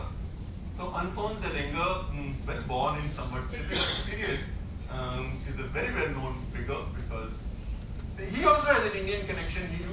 earlier work on neutron interferometry and used to collaborate with BARC, with people like Dr. Wahag and Rakhecha. They have written common papers. But that was the earlier avatar of Anton Zeilinger before he moved into quantum optics. So Anton Zeilinger, as I told you, comes from the field of neutron interferometry, but later on moved into quantum optics and various aspects related to that. He was earlier at Innsbruck, now at Vienna, and many interesting fundamental experiments have come out of his laboratory. In some sense, it's a laboratory for foundations of physics. That's the kind of interest he has. So every experiment should have some foundational aspects, and then only he also has a Bose-Einstein condensation contributions and so on. But in the Bell thing, he wrote a landmark paper in 1998 in which he removed further loopholes from the Bell inequality, where you could really then say that it's very difficult to now people to think of explaining these quantum correlations in a non-quantum way, and it brings to the front that quantum mechanics is most likely correct, and therefore Bell inequalities are violated, entanglement exists, and the kind of hidden variable descriptions Einstein thought of are not possible. So this is, in some sense, the final blow to that thought, and a lot of advancement has happened. But it's very important to mention the name of Mendel in this, because Mendel did fundamental experiments of a very similar variety published in similar years, and he definitely should be in the list of Nobel laureates here. However, he passed away, and as you know that somebody who has passed away cannot be given a Nobel Prize. But the fourth most important person in these experiments is Mendel, who again brought out many different situations in which you show that quantum mechanics is actually correct. Now this should not be confused with that we fully understand quantum mechanics. All we are saying is that we have to live with these probabilities, we have to live with entanglement. There is no way around from these things. Can I ask a question? Yes, please. This is a good time actually. After that I'm going to get into some applications, please. But the question is corrected if you see theory forms work. Where deterministic theory we have developed based on some Yes. Is there any experiment which has been sort of set up? Yeah, see, Bohmian mechanics is something which, okay, let me, for the broad audience, let me mention that Bohm also realized that Einstein's dream cannot be completed exactly in the way Einstein wanted it. So he relaxed the condition of localism. So he said, all right, the values must exist, they must be predetermined, but then they could be non-local. So Bohm's model, which is consistent with quantum mechanics, is non-local, which has action at a distance. Now, experimentally, its statistical results are same as quantum mechanics. So I have not seen any further experiments which distinguish Bohm theory. So the model is not too attractive at the end of the day, because if you allow non-locality or action at a distance, I mean, it becomes very difficult to do any science, which basically means that something far away in the universe can spoil my experiment in my laboratory.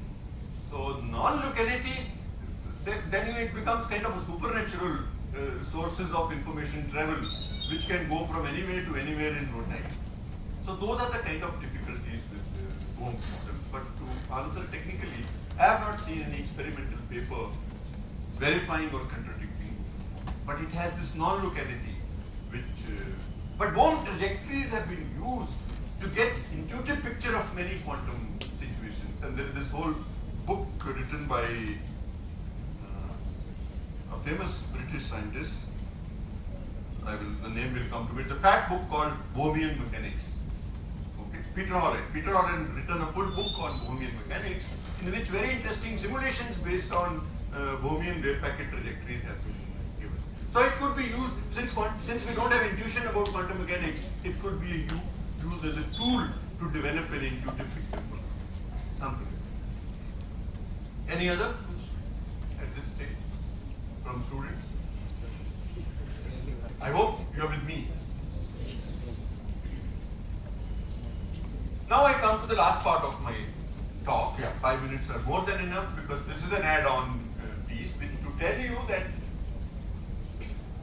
the history of physics always, or history of science unfolds very differently from the way scientists themselves want it to unfold. So physics community through most of 20th century declared this research unimportant.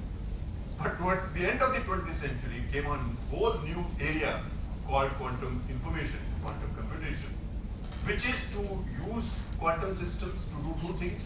One is do computations which are not classically possible, and second is to do communication which is fundamentally secure. So that is called quantum. One is called quantum cryptography, other is called quantum computation.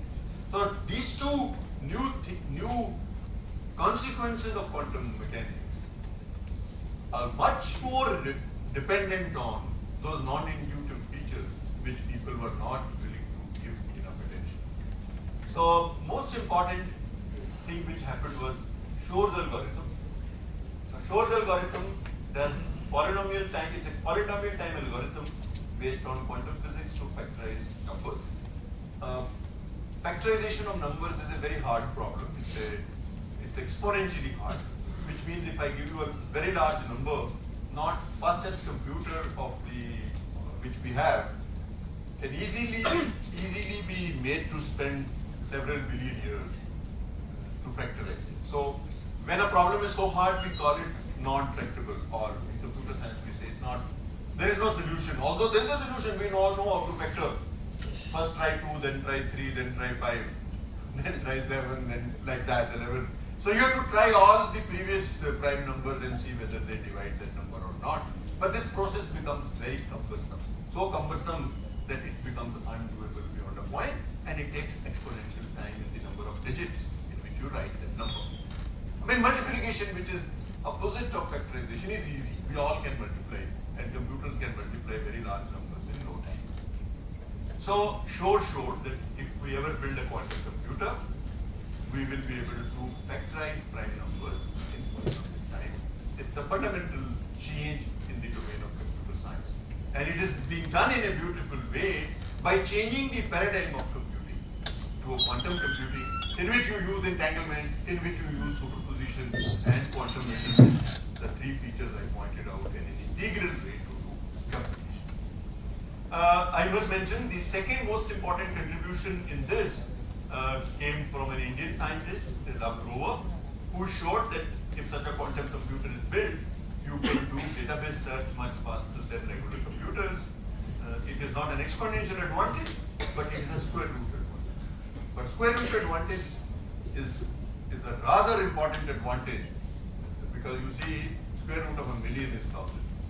So what takes a classical computer billion steps can be done in 1,000 steps if you use Grover's search algorithm to do factorization. If there are questions, we can get more in this direction. Then the last thing I want to talk about is cryptography, which is the secure communication of signals. There is no fundamentally secure scheme in the classical world, because all classical schemes are based on what is called algorithmic security. It's based on something not possible today by computers in certain time. So it's all practical balancing of resources, and that provides security. Whereas if you set up a quantum crypto scheme, which again today I will not get you into detail, but you see, even for someone who has nothing to do with science would see, this picture is very similar to the first picture I showed you about Wells inequalities, right? So if you see this picture, which is a quantum crypto scheme, you have a singlet state, which is a superposition entangled state, which goes into two places. Alice and Bob, they make measurements which are binary, and they do some measurement settings, and through this you can set up what is called a key, which is a secure random key which no third person in the universe knows about. And once you have a secure key, you can use cryptography using algorithms like one-time fact. And this has been possible because we have been exploring foundations of quantum mechanics through the work of John Bell, which I showed you here in this. So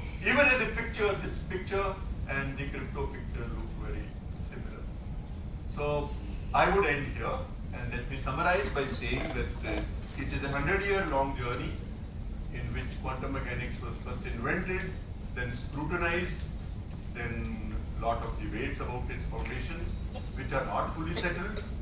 But even the debate on foundations and the process of settlement has not only led to polishing up of our understanding about the non-intuitiveness of quantum mechanics, that is leading now to technologies. And those technologies are quantum information technologies, quantum crypto systems, quantum computation systems, quantum sensors. And let me also mention that in India, we have a quantum-enabled science and technology program of DST, and now we are going to move into a national mission on quantum technologies. So this is a good time for young people to get into this area, which has a flavor of a very fundamental exploration coupled with very current-edge practical applications. Thank you. Thank you so much, sir. It was indeed very insightful and informative presentation. The floor is open for discussion now. Yeah. We can only take not more than 2 questions, please. But 2 hands are there. Yes. Sir, thank you very much for such a wonderful lecture. I am not from the physics background, so my question would be more towards philosophy. It was meant for people from not physics background. I kept it non-technical for the reason. So my question would be more on the philosophical side. So as you said, David Bohm told to go beyond quantum mechanics, right? Einstein told to go beyond quantum mechanics. Sorry. David Bohm took him seriously. Okay. Einstein told to go beyond quantum mechanics. And in the first slide you mentioned features of quantum mechanics which said subject-object relationship. So if we try to go beyond quantum mechanics, so we need to exceed subject-object relationship in a sense, right? But then is it really possible to escape beyond subject-object relationship? If there is no subject-object relationship, we cannot know. If I'm right, we know in the realm of there is a subject, there is an object. So I wonder, we can really know fundamental reality, or is there any such thing as fundamental reality at all, considering if we need to go beyond quantum mechanics? Because if we go beyond subject-object relationship, it is not possible. It might not be possible for us to know, as in such how we perceive. So this will lead to a long debate, but let me at least respond in some way. It is not that we give up subject-object relationship. We understand it better.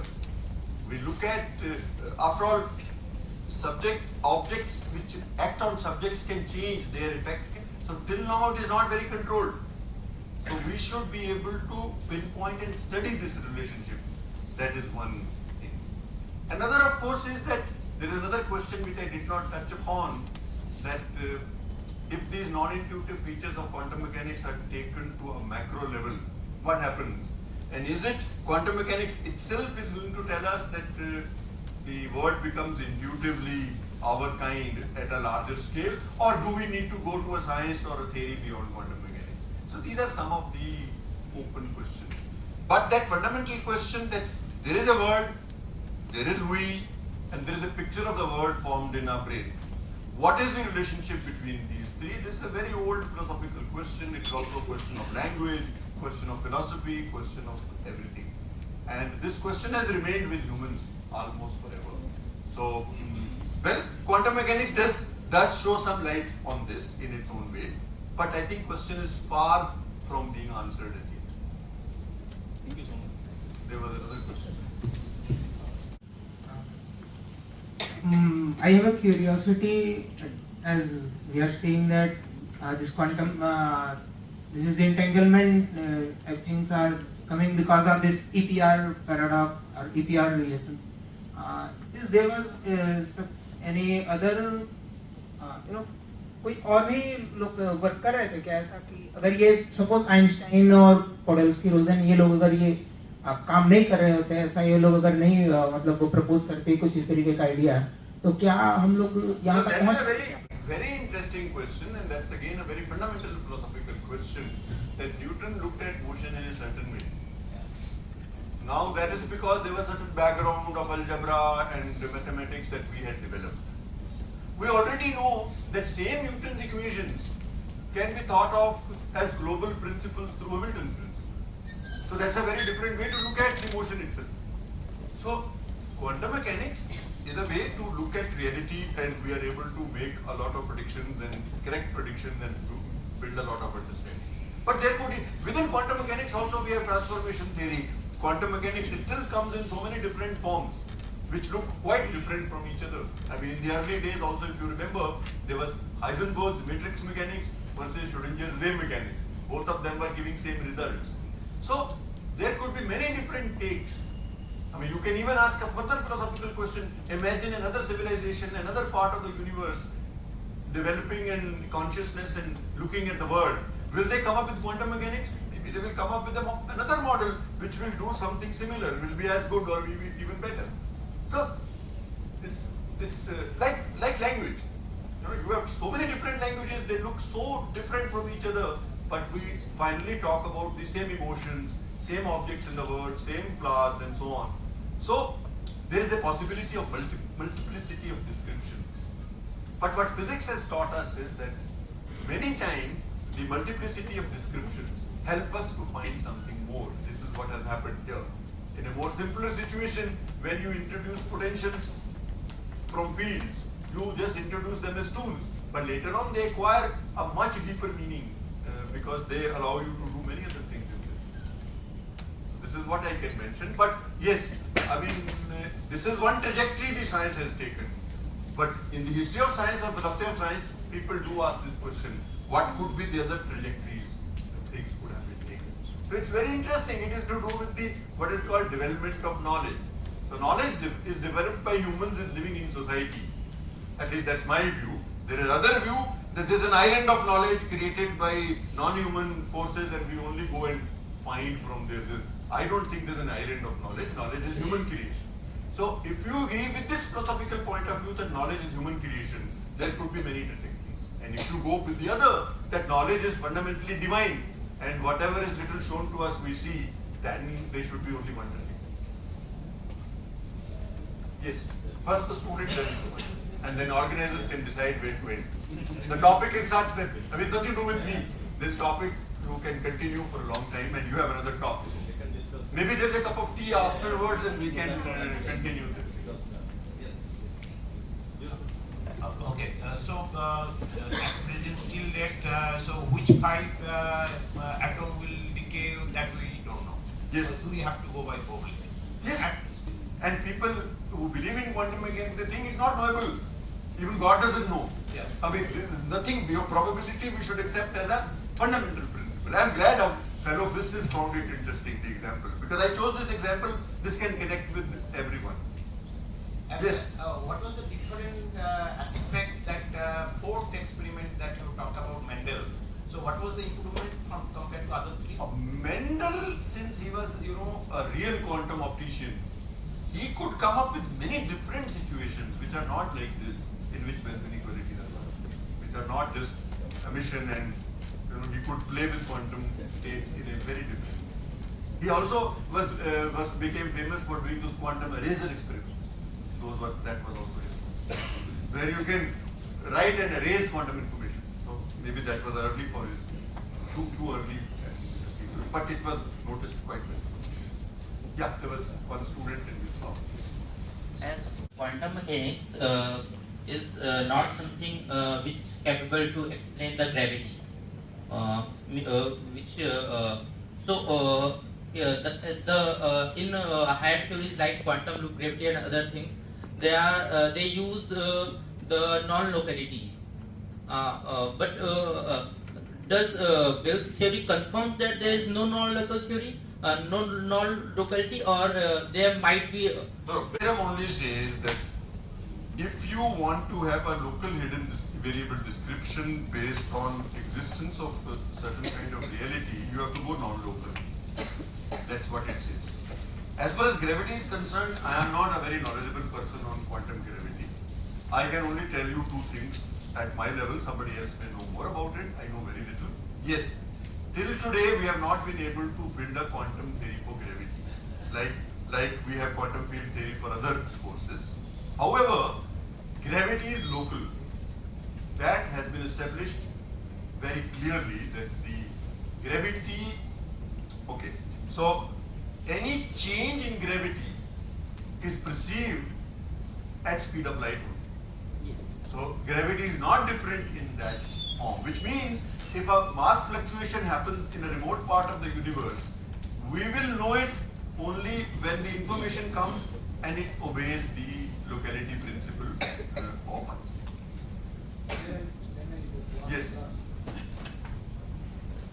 Just like to mention, this has to be the last question, otherwise we'll It's run not a question late. he wants to answer to him. I am done.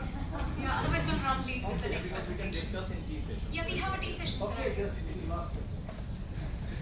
I mean, as far as locality and non-locality is concerned,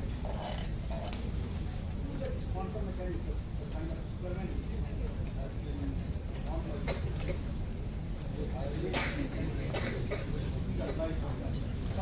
I said it, I answered this in the very beginning, I was very careful. Quantum mechanics does not predict faster than light signaling. Number one. Number two, if you try to imagine and interpret quantum correlations with a classical mindset, you will think that they are non-local. These are the two correct statements. Thank you so much for such a quick question towards the end. So now may I request our audience to kindly thank the speaker once again. And our ELAB to please felicitate our speaker, Professor Arvind from Patiala University, Punjab University, and the head of the Department of Physics, please, Sanjay sir.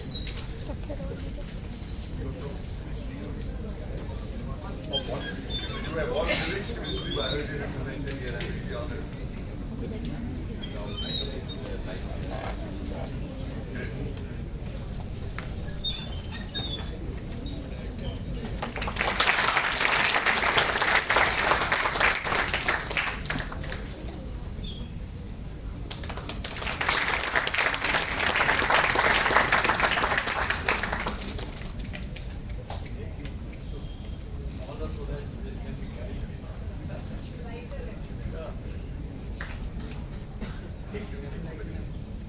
Thank you so much, sir. Thank you, ma'am. With this, we are moving towards our last presentation. For this, I request Head, Department of Chemistry, Professor Maya Singh, to kindly introduce our next speaker, Professor Ramachari, to the House.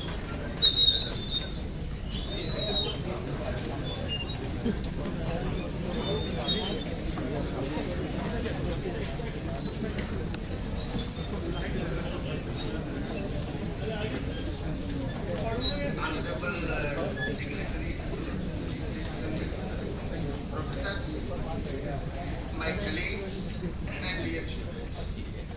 Really, it's a pleasure for me to introduce one of the very dynamic and dedicated synthetic organic chemists who is devoting out of 24 hours most of the time in his laboratory towards organic synthesis. So Professor CV Raman earned his master's from University of Hyderabad, then pursued his PhD from Institute of Science, Bangalore. After that, he subsequently held postdoctoral positions at the Scripps Research Institute for Catalysis prior to joining University of Hyderabad as assistant professor in 2005.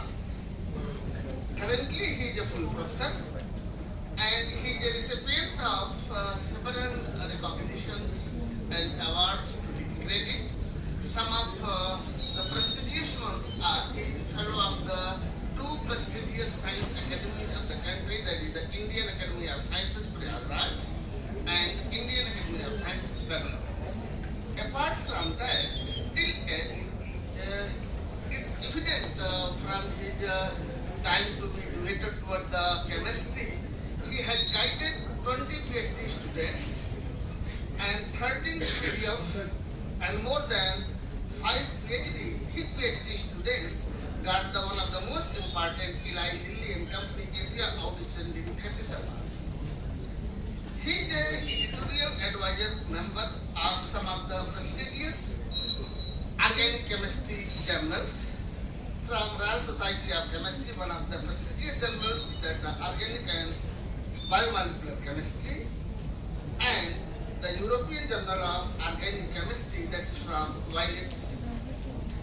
Professor Ramachari serving as a reviewer for many national and international journals, and he is a member of many scientific committees in the country. Till yet, he had published more than 115 research publications in the report of high national and international journals. With this brief introduction, I would like to request Professor Ramachari to talk about click reactions. That is the present part.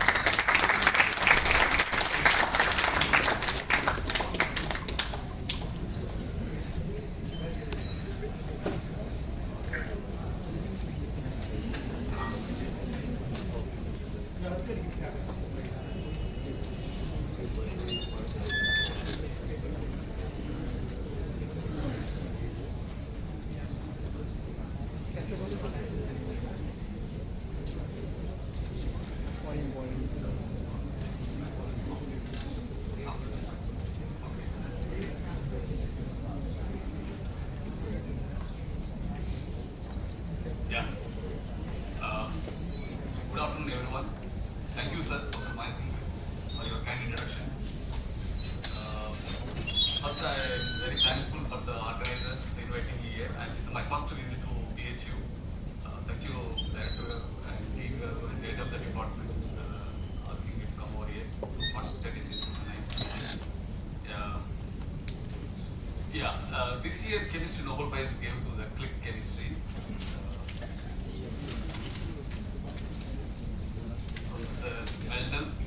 Professor Melden as a Carlsberg Research Laboratory.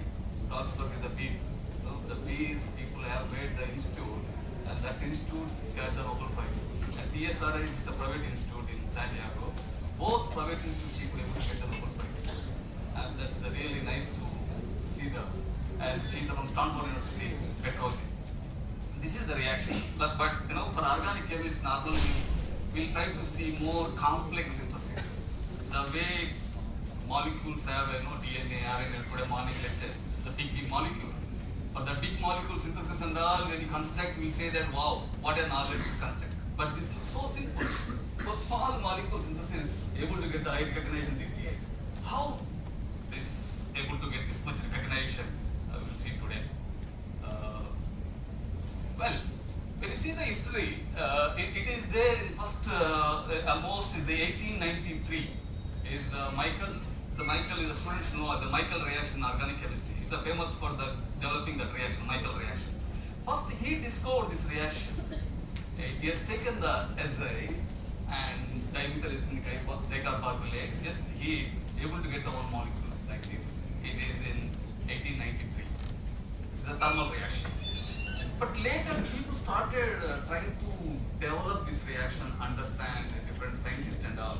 But when it goes, this is the more symmetric molecule. If you go non-symmetrical alkane, and azide, you heat with hours to days, you will get the both regioisomers. You can see this is called 1,4 and this is 1,5.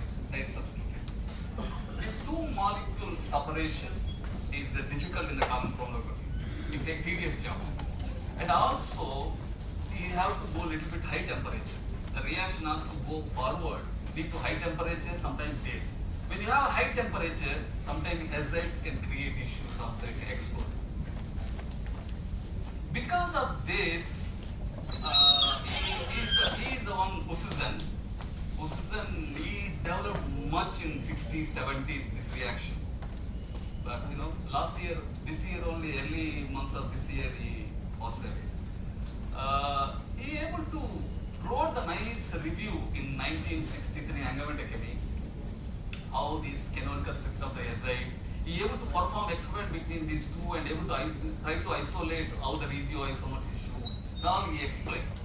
But people able to understand the importance of this molecule in especially biological subject, in chemical synthesis and all. Because of these drawbacks of the thermal induction separation issues, people didn't work much on this. But in the 2001 is the great year for Sharpless. 2001 he got the Nobel Prize for the other asymmetric development of oxidation reaction. And the same 2001 he started thinking about a new concept.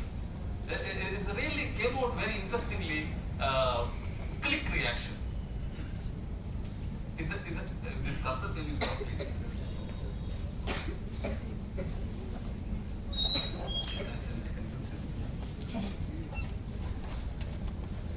So he able to develop the very nice set of the concept, like he came out with a click reaction. What is the click he defined? The reaction should be high yield and high selective, and especially the carbon heteroatom bond formation. Carbon heteroatom bond formation should be there, should be high selective, high yield, and should able to perform in water, and the maximum should go with the room temperature reaction. Like that he made a set of rules and all. He submitted the review article to the Environmental Chemistry August 2000, 28 August 2000, and finally published this paper 28 May 2001. See how many months to, first they rejected this paper I think, because when I'm that morning in scripts I came to know this story. Took long time, but he insisted what is the importance of this concept, click concept. You see more than 10,000 citations in this article. So at the same time, when he developed this concept, he came out the way he has taken the olefin and he able to go nucleophilic addition reaction. Nucleophilic is the epoxidation, nucleophilic opening, and he able to take diethylation dicarboxylate to have a click reaction, thermal reaction. He able to make using simple reactions and gram scale synthesis in an efficient manner. During this synthesis, during the click reaction, whatever the acetylene, azide, coupling chemistry, when you understand the real problem of from 1893 onwards, what is the non-symmetrical alkyl is not giving the reaction in selective manner, and he solved the problem in 2001, 2002. So came out of 2002, but 2001 only developed this reaction. He's taken the non-symmetrical alkyne, like a terminal alkyne, and azide. You've taken the small 1 mole% of copper sulfate and sodium ascorbate 5 mole% in water, testosterone combination at just room temperature 8 hours. Able to give only one isomer exclusive. This is the path breaking the reaction. So entire problem is solved by just adding copper sulfate and sodium ascorbate. And single compound game. So you don't need to worry about the purification column and all. You don't need to worry about the temperature. And the entire labor work is stopped. Just to mix and you can get it. And he explained the reaction mechanism, how it is going. And he able to make the different compound, tertiary azide, allyl azide, vinyl azide, all he demonstrated very clearly. And he published it in 2002. Almost same time from the Carlsberg Institute and Meldal. He also came out with almost same time copper catalyzed 1,3 dipolar cyclohexane reaction between azide and he made the alkyne to the solid backbone and taken the azide. Here he used the almost 2 equivalent of copper iodide. 2 equivalents of copper. It's not a catalytic. It's not a catalytic. He has taken almost, it's the 2 equivalent of copper iodide because this is a solid phase reaction. Because solid phase you need to load the more amount of the catalyst and substrate. And able to show the purity and reaction everything. It came in 2002 JOC. This is also path breaking reaction in especially sugars, carbohydrate and amino acid background. And these 2 papers really started in 2002. And that is the beauty of the scientist understanding. Once he published it, he immediately taken this concept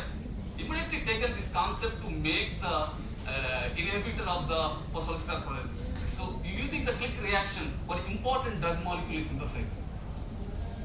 Immediately showed how important this click reaction in the drug discovery. Almost the same time, in the same from the scripts is Benjamin Kravitz. He is the young chemist that time, he able to realize the importance of the click reaction. He has taken this click reaction as a bioorthogonal probe to the is making the activity with protein propelling in vivo.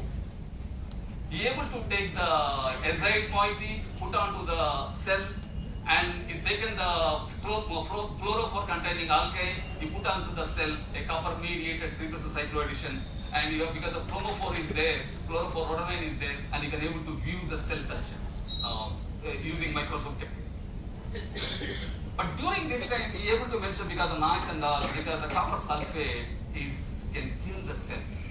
The copper sulfate toxicity is there on the in vivo performing reaction, and immediately realized from Bedrosian, from the Stanford, and she able to come out because the copper sulfate is killing the cells and some toxicity, and she came out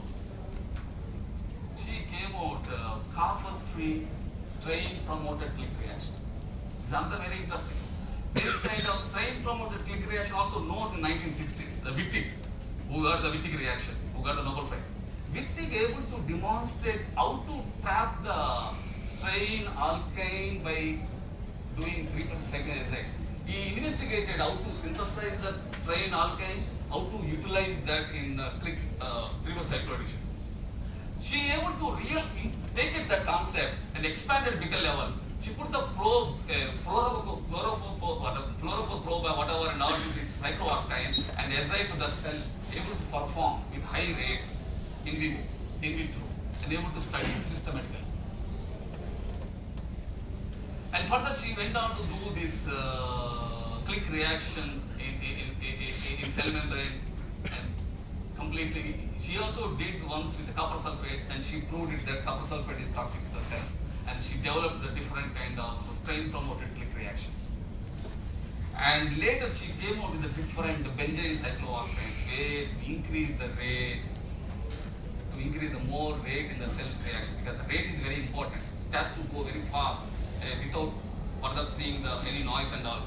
So she developed many different varieties and expanded bigger level. Many people started working in this. Well, when you see why after this 2002, 3, 4 years, almost A to Z science people involved utilizing these trizomes. Why that much importance of these trizomes? You can see different kind of drug applications are there using this one. Why this much means? You can see correlation between amide bond and trizol ring. The way when you see the dipole moment of the amide bond and dipole moment of the trizol ring are almost similar. And your oxygen have a hydrogen bonding acceptor. Same way two nitrogen will have hydrogen bonding acceptor. This H have hydrogen bond donor, and the CH bond also can involve in hydrogen bond donor. Because of this bioisoster between amide bond and trizol ring, the ring got that much popularity. And when you see the other issues, sometimes this amide bond with hydrolysis, you can hydrolyze, thermal hydrolysis, base hydrolysis, but this trizol ring highly stable, you cannot do hydrolysis. And because of the reason, and it involved is n number of applications. And you can see the way when you see imidazole, pyrazole, triazole, tetrazole, the trizol ring how is increase the number of applications. And almost these are the drugs is in the market. A few months back, my son had a viral fever. It went really bacterial infection and all those things. Then as a chemist, whenever the doctor is giving, I will be watching what kind of injection you are giving. And this is the one helped really. 2 doses combination of this one with other drug, it really helped nicely to come out of the temperature. Then that is there, thanks to click reaction. Click reaction helped my son. You see, that is the beauty of that. So that much is the importance of this click reaction helping the drug. Because of especially the viral infection and all, the resistance is coming for the drugs. We need to have more different drugs to come out of that. So the drug discovery, this click reaction is really helping to make the more number of drugs for the to fight with the bacteria, virus, and all. Well, when I see that after the sharpless and mental came out the reaction, and almost all over the planet started entering into the field to expand. That is the beauty. When you develop the one reaction, when you show the importance of that, then other scientists enter into the field, how much they can understand their perspective. And it came, many people entered and started synthesizing 1,4,1,5 disubstituted or 1,4,5 trisubstituted using the samarium mediated and iridium, copper and silver, ruthenium. So many metals try to develop, but these didn't come better than copper chemistry. And later, the Sharpless and Fokine student and all expand clearly the reaction mechanism with control experiments and DFT calculations. They proved it that 2 coppers are involved in this reaction to go high research selective manner. Well, from this school, Tiwari wrote very nice service to this click reaction. He wrote 2 reviews. It's a big service to the click reaction. So many people follow. His writing the review is like, I can say, too much of work required to collect all the papers and all. But I thank him, appreciate him, that he wrote 2 reviews. And that he wrote here like that, every year from 2002 to 2020, almost every year more than 2,000 papers. Means more than 2,000 papers is published, means you can imagine how much people are working on the development of area and utilizing that area. Well, so I don't want to discuss on that, but this is the scripts, and from that one is involving development of what is happening from India. From India, I joined in 2005 School University of Hyderabad. I have seen in the scripts when Sharpless is working, where I worked the postdoc. One day is azide chemistry going on, is exploded in 4th floor. Then all has to come out, we standing outside, what happened, what is that? There's a lot of things are going on. One day we didn't go inside. That day I decided, I think I should work in this click reaction. Why, what happened there? So I used to go and talk to the students and all. When I joined here, then I thought like, I'm working on metal-free reaction, where is using the small amino acids and all. So we started developing reaction that I don't want to use the copper, I don't want to use any metal. Metal-free amino acid catalyzed click reaction can be performed. So with that design, we've taken the carbonyl is plenty available. We can get good number. Then azide, just to take the primary amine, secondary amine, or amino acid. Want to generate the enamine species in situ. And those enamine species able to go 3+2 cycloaddition with the concept and a stepwise to make the compound. Well, this is the design we have done.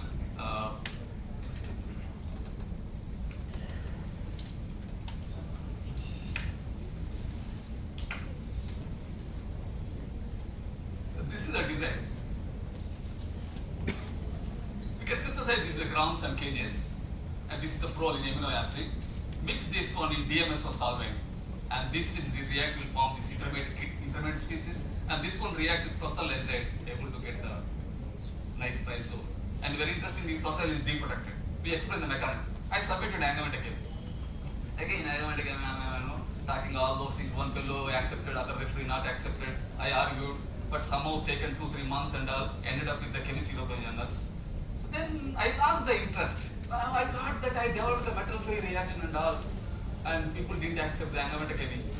So I didn't show much interest on that. I left it. Let's see how people realize. Then after 2011, is the Professor Wang from the NUS, he's working that time in Singapore. He came out and he published one paper like this, is organochemical reaction. Taken the acyclic species. I went for the cyclic species, he went to acyclic species. And he published it. Then I'm happy that somebody is started working. Then immediately next month from the France and Silbresi, he came out, he has taken unactivated ketones, put in the seal tube with proline, he able to develop the reaction. Then after these 2 papers, and also same time from the Brazil, Plaxio, he also came out and he put the selenium needed azide to go as an organocatalytic. After these 3 papers, I think I should start again. I initiated, then I become late that these people can go forward more. So I started immediately to go on understanding about this chemistry. As benzotriazoles is a very important drug molecule we developed. When you see the literature will tell the different tools. Those are not that much efficient. Then we went on this organocatalytic mode to make these benzotriazoles using our click reaction. Explain almost more than 27 examples. how this chemistry and explain the reaction mechanism, what kind of different electronic factors are involving in this reaction. So another one is a Sharpless reaction. This is the Sharpless reaction. The Sharpless reaction, one drawback is there here. Copper sulfate chemistry work only cardinal alkynes. It won't work with internal alkynes. If you put one more alkyl group here, chemistry won't work. That is the reason people develop the iridium, ruthenium chemistry. So we taken this challenge. Can we make the corresponding synthon, this is called synthon for base, a corresponding acetaldehydes, whatever to go reaction with the azides. So we developed the corresponding this chemistry using DBU as a catalyst. Chemistry went within half an hour, room temperature, almost more than 95% yield. And we demonstrated in the gram scale reaction also this. We almost 43 examples we demonstrated. This time we are successful with the antibiotic. They appreciated and published. And we explained the reaction mechanism clearly. And now the story comes whether chemistry goes ketones. Aldehydes is more reactive than ketones. The chemistry ketones also goes, then you'll be happy. But when you see the 1,4,1,4,5 trisubstituted one in the literature, first the Sharpless reaction followed by metal mediated annihilation. Sharpless and metal mediated annihilation. So this primary amine, secondary amine able to do these three reactions. But what about the corresponding ketones? This and enolate base. This is the enamine base. The enolate based chemistry goes. Enolate catalysis is reactive than enamine chemistry. So keeping that in the mind, we developed with using corresponding ketones. Chemistry went very nicely. Say within half an hour, chemistry went and more than 90%. Actually, 1,4,5 trisubstituted triazoles have more application in drug discovery than compared to disubstituted. So that's the way we develop this. This is the drug molecule antagonist. The antagonist in the classical route, you see magnesium, zinc, palladium, 3 metals has to involve. Using our organocatalytic is no metal involved, only amine can able to make almost a similar yield. We utilize this chemistry in even permanent chemistry, we synthesize it. And that year, one highlights came from the IISER Mohali, the Ramashastri, he highlighted this concept, how important in medicinal chemistry. And we thoroughly expanded this reaction using different reactions, and especially aminotriazoles, and this is the thiotriazoles. When you see the literature, it's very difficult. Using sodium hydride as a substitution reaction and iridium chemistry. This is the one. Iridium chemistry goes with less yield, but we are able to come with carbonyl chemistry, very successful manner. Almost 41 examples we demonstrate. Because sustainability, whether it's chemistry sustainable or not, we have to go with more number of examples. We have investigated different azides actually. How the reactivity of different azides in the carbonyl with click reaction. We taken vinyl azide, chemistry went very nicely with the different ketones. And also we developed the vinyl triazoles. Actually, vinyl triazoles are very important material in polymer chemistry. We are able to show application in the photochemical concept. And we developed some of the important drug molecules. There's investigation going on the biological aspects of these molecules. Last year we developed this phenomena. When you have two methylenes, this side, that side, how the chemistry goes, be able to do 1,3 hydrates because a lot of applications are there here. We explained thoroughly high resolution chemistry and we did control experiment to prove this reaction, how important. Because I don't want to go deeply inside because many other non-chemists may not enjoy this. And we wrote this vinyl triazole, N-C-vinyl triazole, how important in the polymer chemistry. We wrote the review on this aspect. I'm sure that after we and Michael Bressy and Wong, they also developed this chemistry, and especially is very important in drug discovery reaction where trisubstituted triazole. And I'm happy to share with you that this is become a name reaction. We wrote chapter in the click reactions, and that is my laboratory. And from this school, Tiwari wrote very nice. He worked on the sugar-based triazoles, and he wrote few important reviews. I'm very happy for that.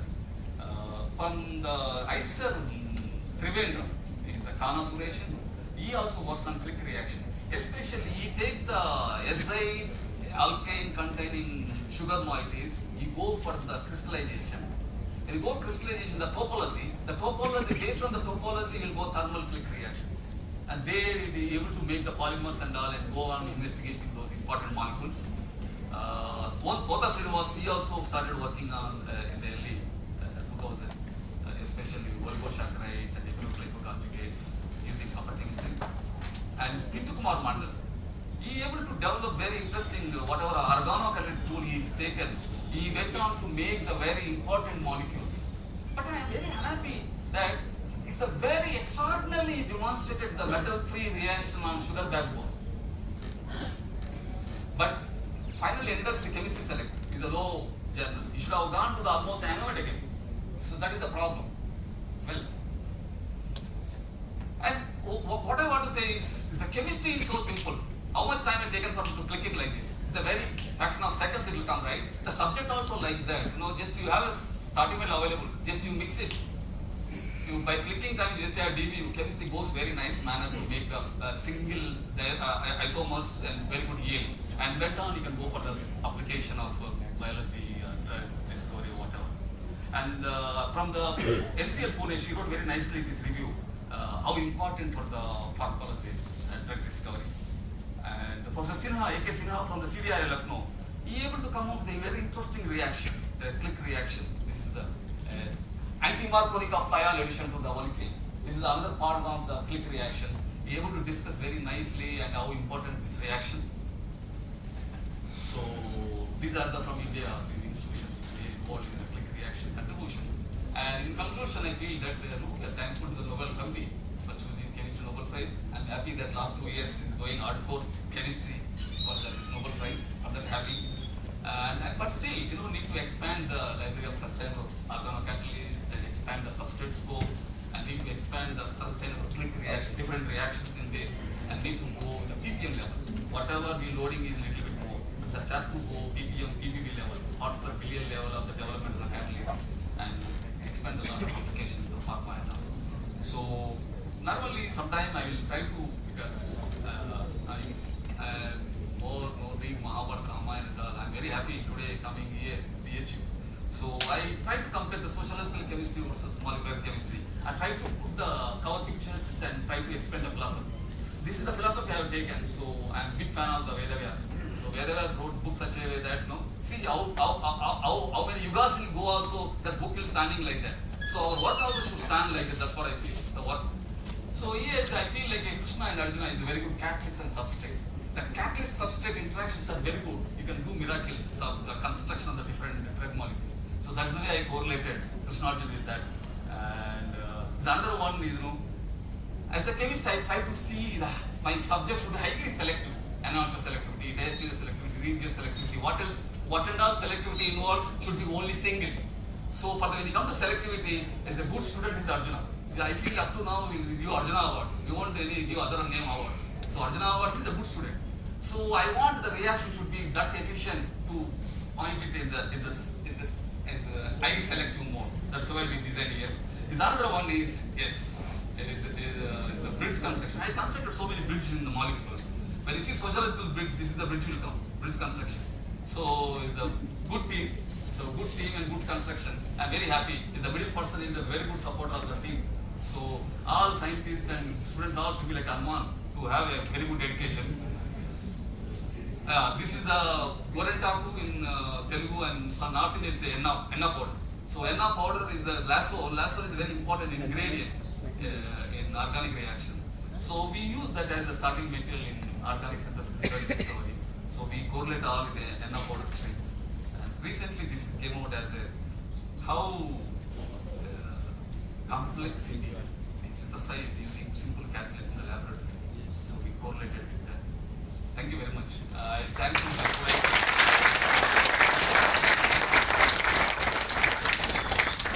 Thank you so much, sir. The floor is open for questions now.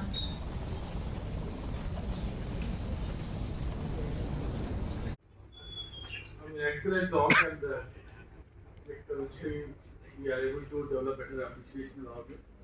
But I learned that chemistry has intracellular applications also. Can you elaborate a bit on that? Within the cell. Yes. It can be carried out and it has important Exactly, that's what is bioorthogonal concept is the reactions in the cell also. So the alkyne won't react with any of our biomolecules. Azide also won't react with any of our biomolecules. So there is no interaction of our biomolecules with these two molecules, and these two molecules only involve clicking, the link is making. So one of the molecule you give to the link with the biomolecule, then another molecule you inject the particular, you want to see some cell what is happening here. So you inject the one molecule inside, there's another molecule inject there, and their reaction will take place, the triazole formation will take place, the chromophore is there, fluorophore, whatever. Now you put the microscope. Then you can scan completely the cell culture inside, the entire drama, what is going on, whether antibiotics be given, something happening, entire one you can visualize. So visualization purpose, this is acting as an anchor. You are sending complete anchor inside the cell, then you are taking the video and nicely taking. Thank you.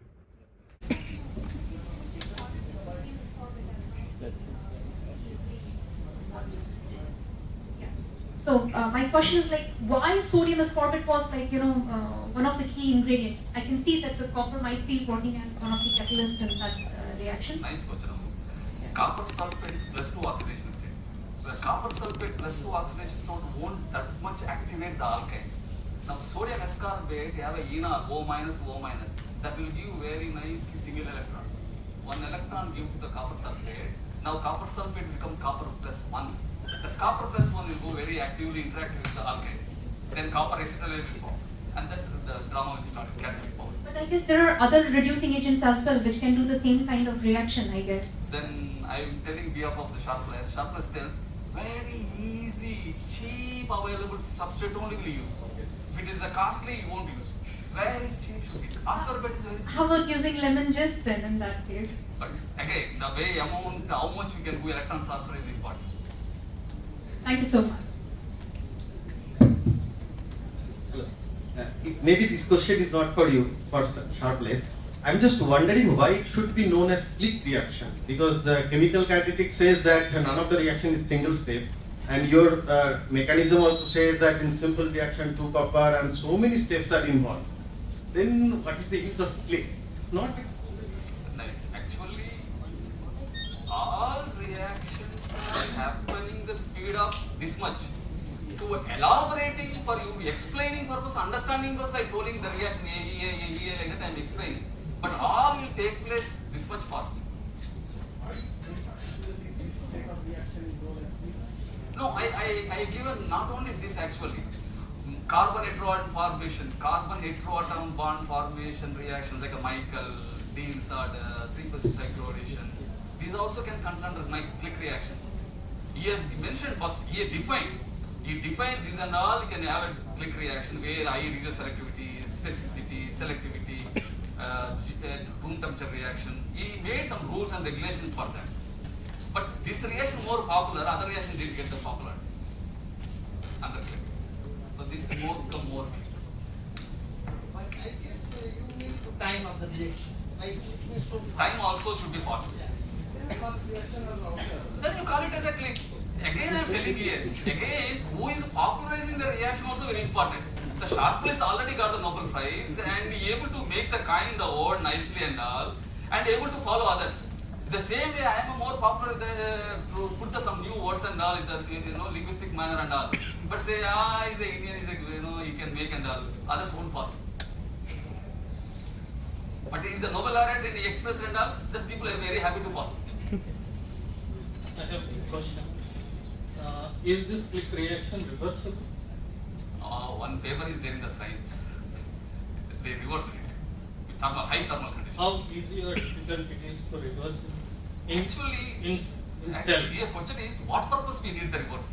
Yeah, especially when you are dealing with cells, like in vivo condition, we need to experiment and we need to see the effect of this molecule. You said no, X and Y are not interacting with any molecules. Yes. Okay. But when you click it, the final product, whether does it interact with any of the molecules or not? That without also you can check now. No.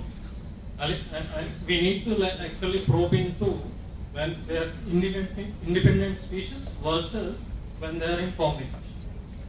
Okay, once it is actually combination, that may act differently in vivo. Actually, the way reverse reaction is not coming complete reverse using rhodium, ruthenium, tungsten metal. They are able to clean the nitrogen gas. Nitrogen gas is going and the imide is forming, that going on synthetic transformation, but not completely. Because you are producing drug molecules and all, that is fine. But I am interested to know the negative side of these products, especially when it comes to living organisms.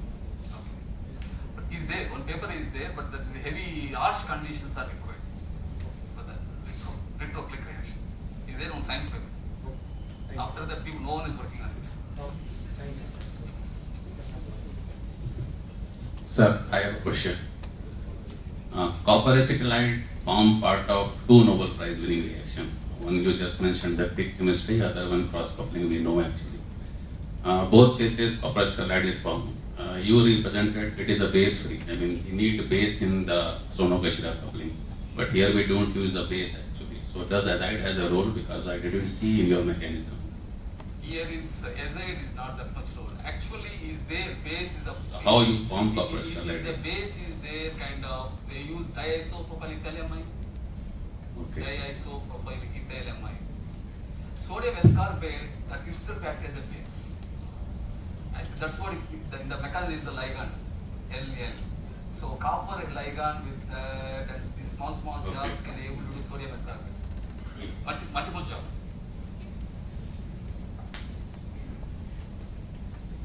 Thank you so much, sir, for such an insightful presentation. With this, I would now like to request our director, sir, and our Dean ma'am to kindly felicitate the speaker and the head Department of Chemistry case.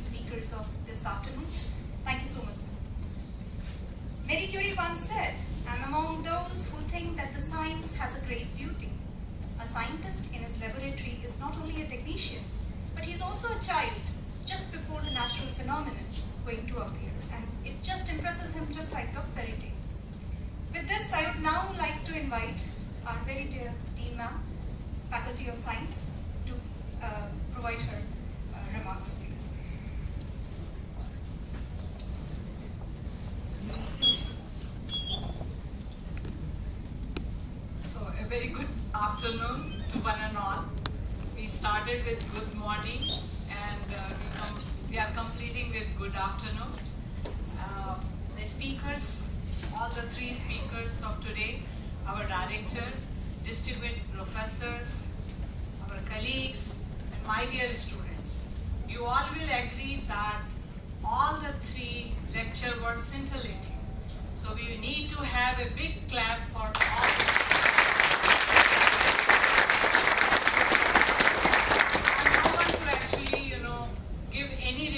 On them, but just like you all, I was also one of the learners after listening all these lectures. As said by Dr. Tiwari, it started with evolution. Very in simple words, we got to know that how the things evolve and how the DNA evolved and in what way we are standing on two legs today. So we know our ancestors through that particular journey, and we know that in between what has happened and when diversion has taken place. But this is not the end. Evolution will go on, and the researches will go on.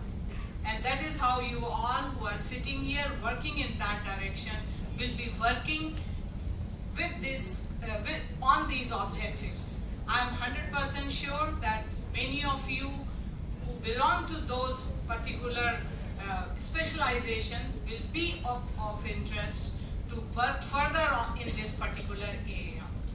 We had second talk by Professor Arvind, very philosophical way of giving a lecture. It was like a classroom teaching. So I who left my physics studies in my 12th class could also understand those quantum mechanisms.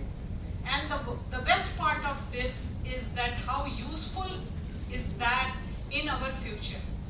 And when it started, there were some presumptions, but how those presumptions are changing and things will be working. And it is not the end again. It will be still worked upon, on probabilities, on this, on uncertainties, on many things. So thank you very much for your very elaborate description, and we all enjoyed it a lot. Just completed third talk. We used to be part of a committee of DST Feast, but all the meetings happened online, so only, it's kind of seeing each other from very far off places. So this was a good opportunity to see you in person over here and welcome you here. And this talk was again very, it was so clear to all of us that this click reaction, the way he was saying like this, so it's just by this click, the reaction is there. And the contribution of this, these kind of researches started almost, it's 100 years journey, wherein, simultaneously various labs were working on this.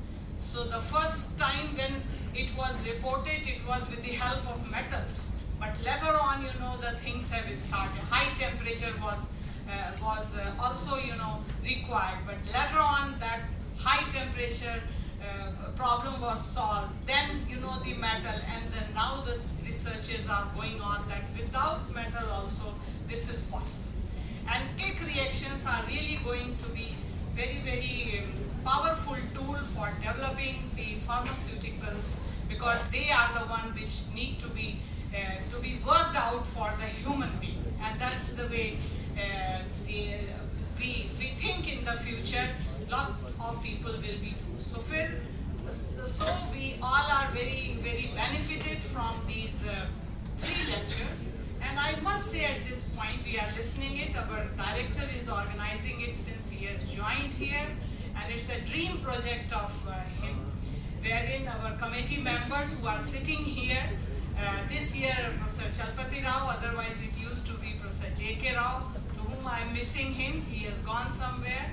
So, the best part of this year's program is that they clearly spoke about a lot of things about these work of the Nobel laureates. How they have conceptualized it based on some of the reports, and then, later on they have worked on this and they have reported it. And then it took so long to get the Nobel Prize. And I'm very happy one of the chemists, he got Nobel Prize twice.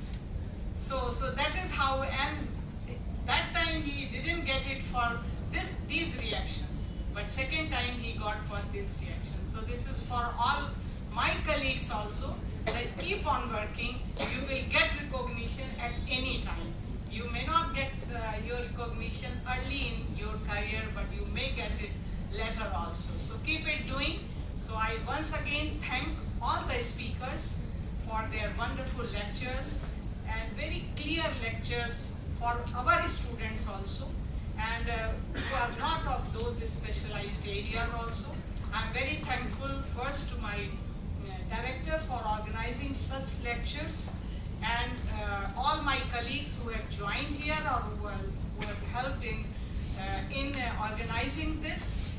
And once again, thank you to all my students. I know some of them were only biologists, so after the first lecture they may have left, but I'm happy many of you have interest in physics, chemistry and biology all. So thank you very much for being here.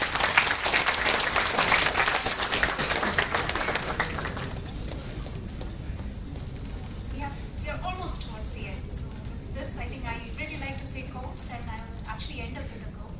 So feeling gratitude and not expressing it is just like wrapping a gift and not giving it, right? So on this lighter note, I would now like to request our convener, Professor M.D. Chalapati Rao sir, to give vote of thanks. Sir.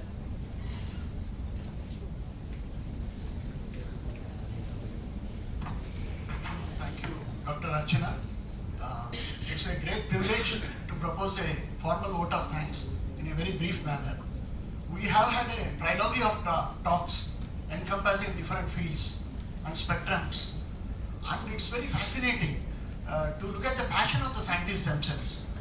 I read long back, which always got entrenched in my mind. Whenever CV Raman used to speak, people used to come in crowds. They used to ask for his autograph. But today, I mean, it is our job to drag the people, not only the laymen, but our own students to the classes. So I think all the three scientists who have come here have done exemplary job, and they have tried to explain everything in a nutshell, and many people can understand what they meant. And one can also feel the passion behind what they are doing. I'm very impressed by looking at the philosophy of the science itself. Because if you look at the history of every Nobel Prize or the Nobel Prize winner, there is a lot of sacrifice, there are a lot of myths, there are a lot of thrill and excitement there. Some people, as Madam has said, could not get Nobel Prize, but some people got after 30-40 years like S. Chandrasekhar. So it's a matter like click, when it happens. So it should excite everyone. We are all doing practitioners of science, we should enjoy it, and this is the occasion, there can't be a better occasion to celebrate science than on Dev Deepavali Day, which is very, very special day in Banaras, where we think that God descended onto this city. I should thank our director so much, Professor Tripathi. He is the brainchild for initiating such talks in our institute.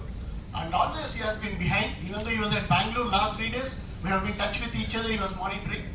And we are very privileged to have Professor Madhulika Agarwal as our Dean Faculty of Science. As I need not have to tell, especially Professor Arvind and all, that what she is capable of. She is very dynamic, very encouraging. And coming to our Vice Chancellor and Rector, Professor Sudhir Jain and Professor V.K. Shukla, they wanted to be here, but they could not make it due to some commitments. And they are always behind such programs. We express sincere thanks to them and for their support. Such programs could not have taken place without the support of the faculty, and we should thank especially the three Trimurtis, faculty members of physics, chemistry and bioscience, who are responsible for bringing such fantastic scientists here. Professor Trigun, Professor Mayashankar Singh and Professor Sanjay Kumar, we are thankful to you, and also to all the other heads of the department. And despite being a holiday, we can see 300 around students here, and some are there in the portico. Maybe I'm sure they are quite hungry. So we should express our heartfelt thanks to you, and we are very proud that you are here even on a holiday. And it's my pleasant duty to thank each of my team members.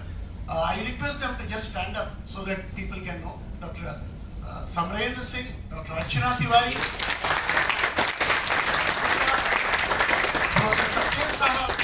I mean, normally we give this privilege to students, but this time I am giving to faculty, because faculty are also, they work very hard since last 2-3 weeks, so they deserve the applause. So thanks to all, and I should thank our director and dean for giving us this opportunity to carry out. And this task, and Professor J.K. Roy could not be here, he is in Taiwan. Otherwise, I've been working with him since last 10 years, so I miss him thoroughly. But still today also he messaged me that everything is going well or not. So thanks a lot, and let us enjoy the high tea which is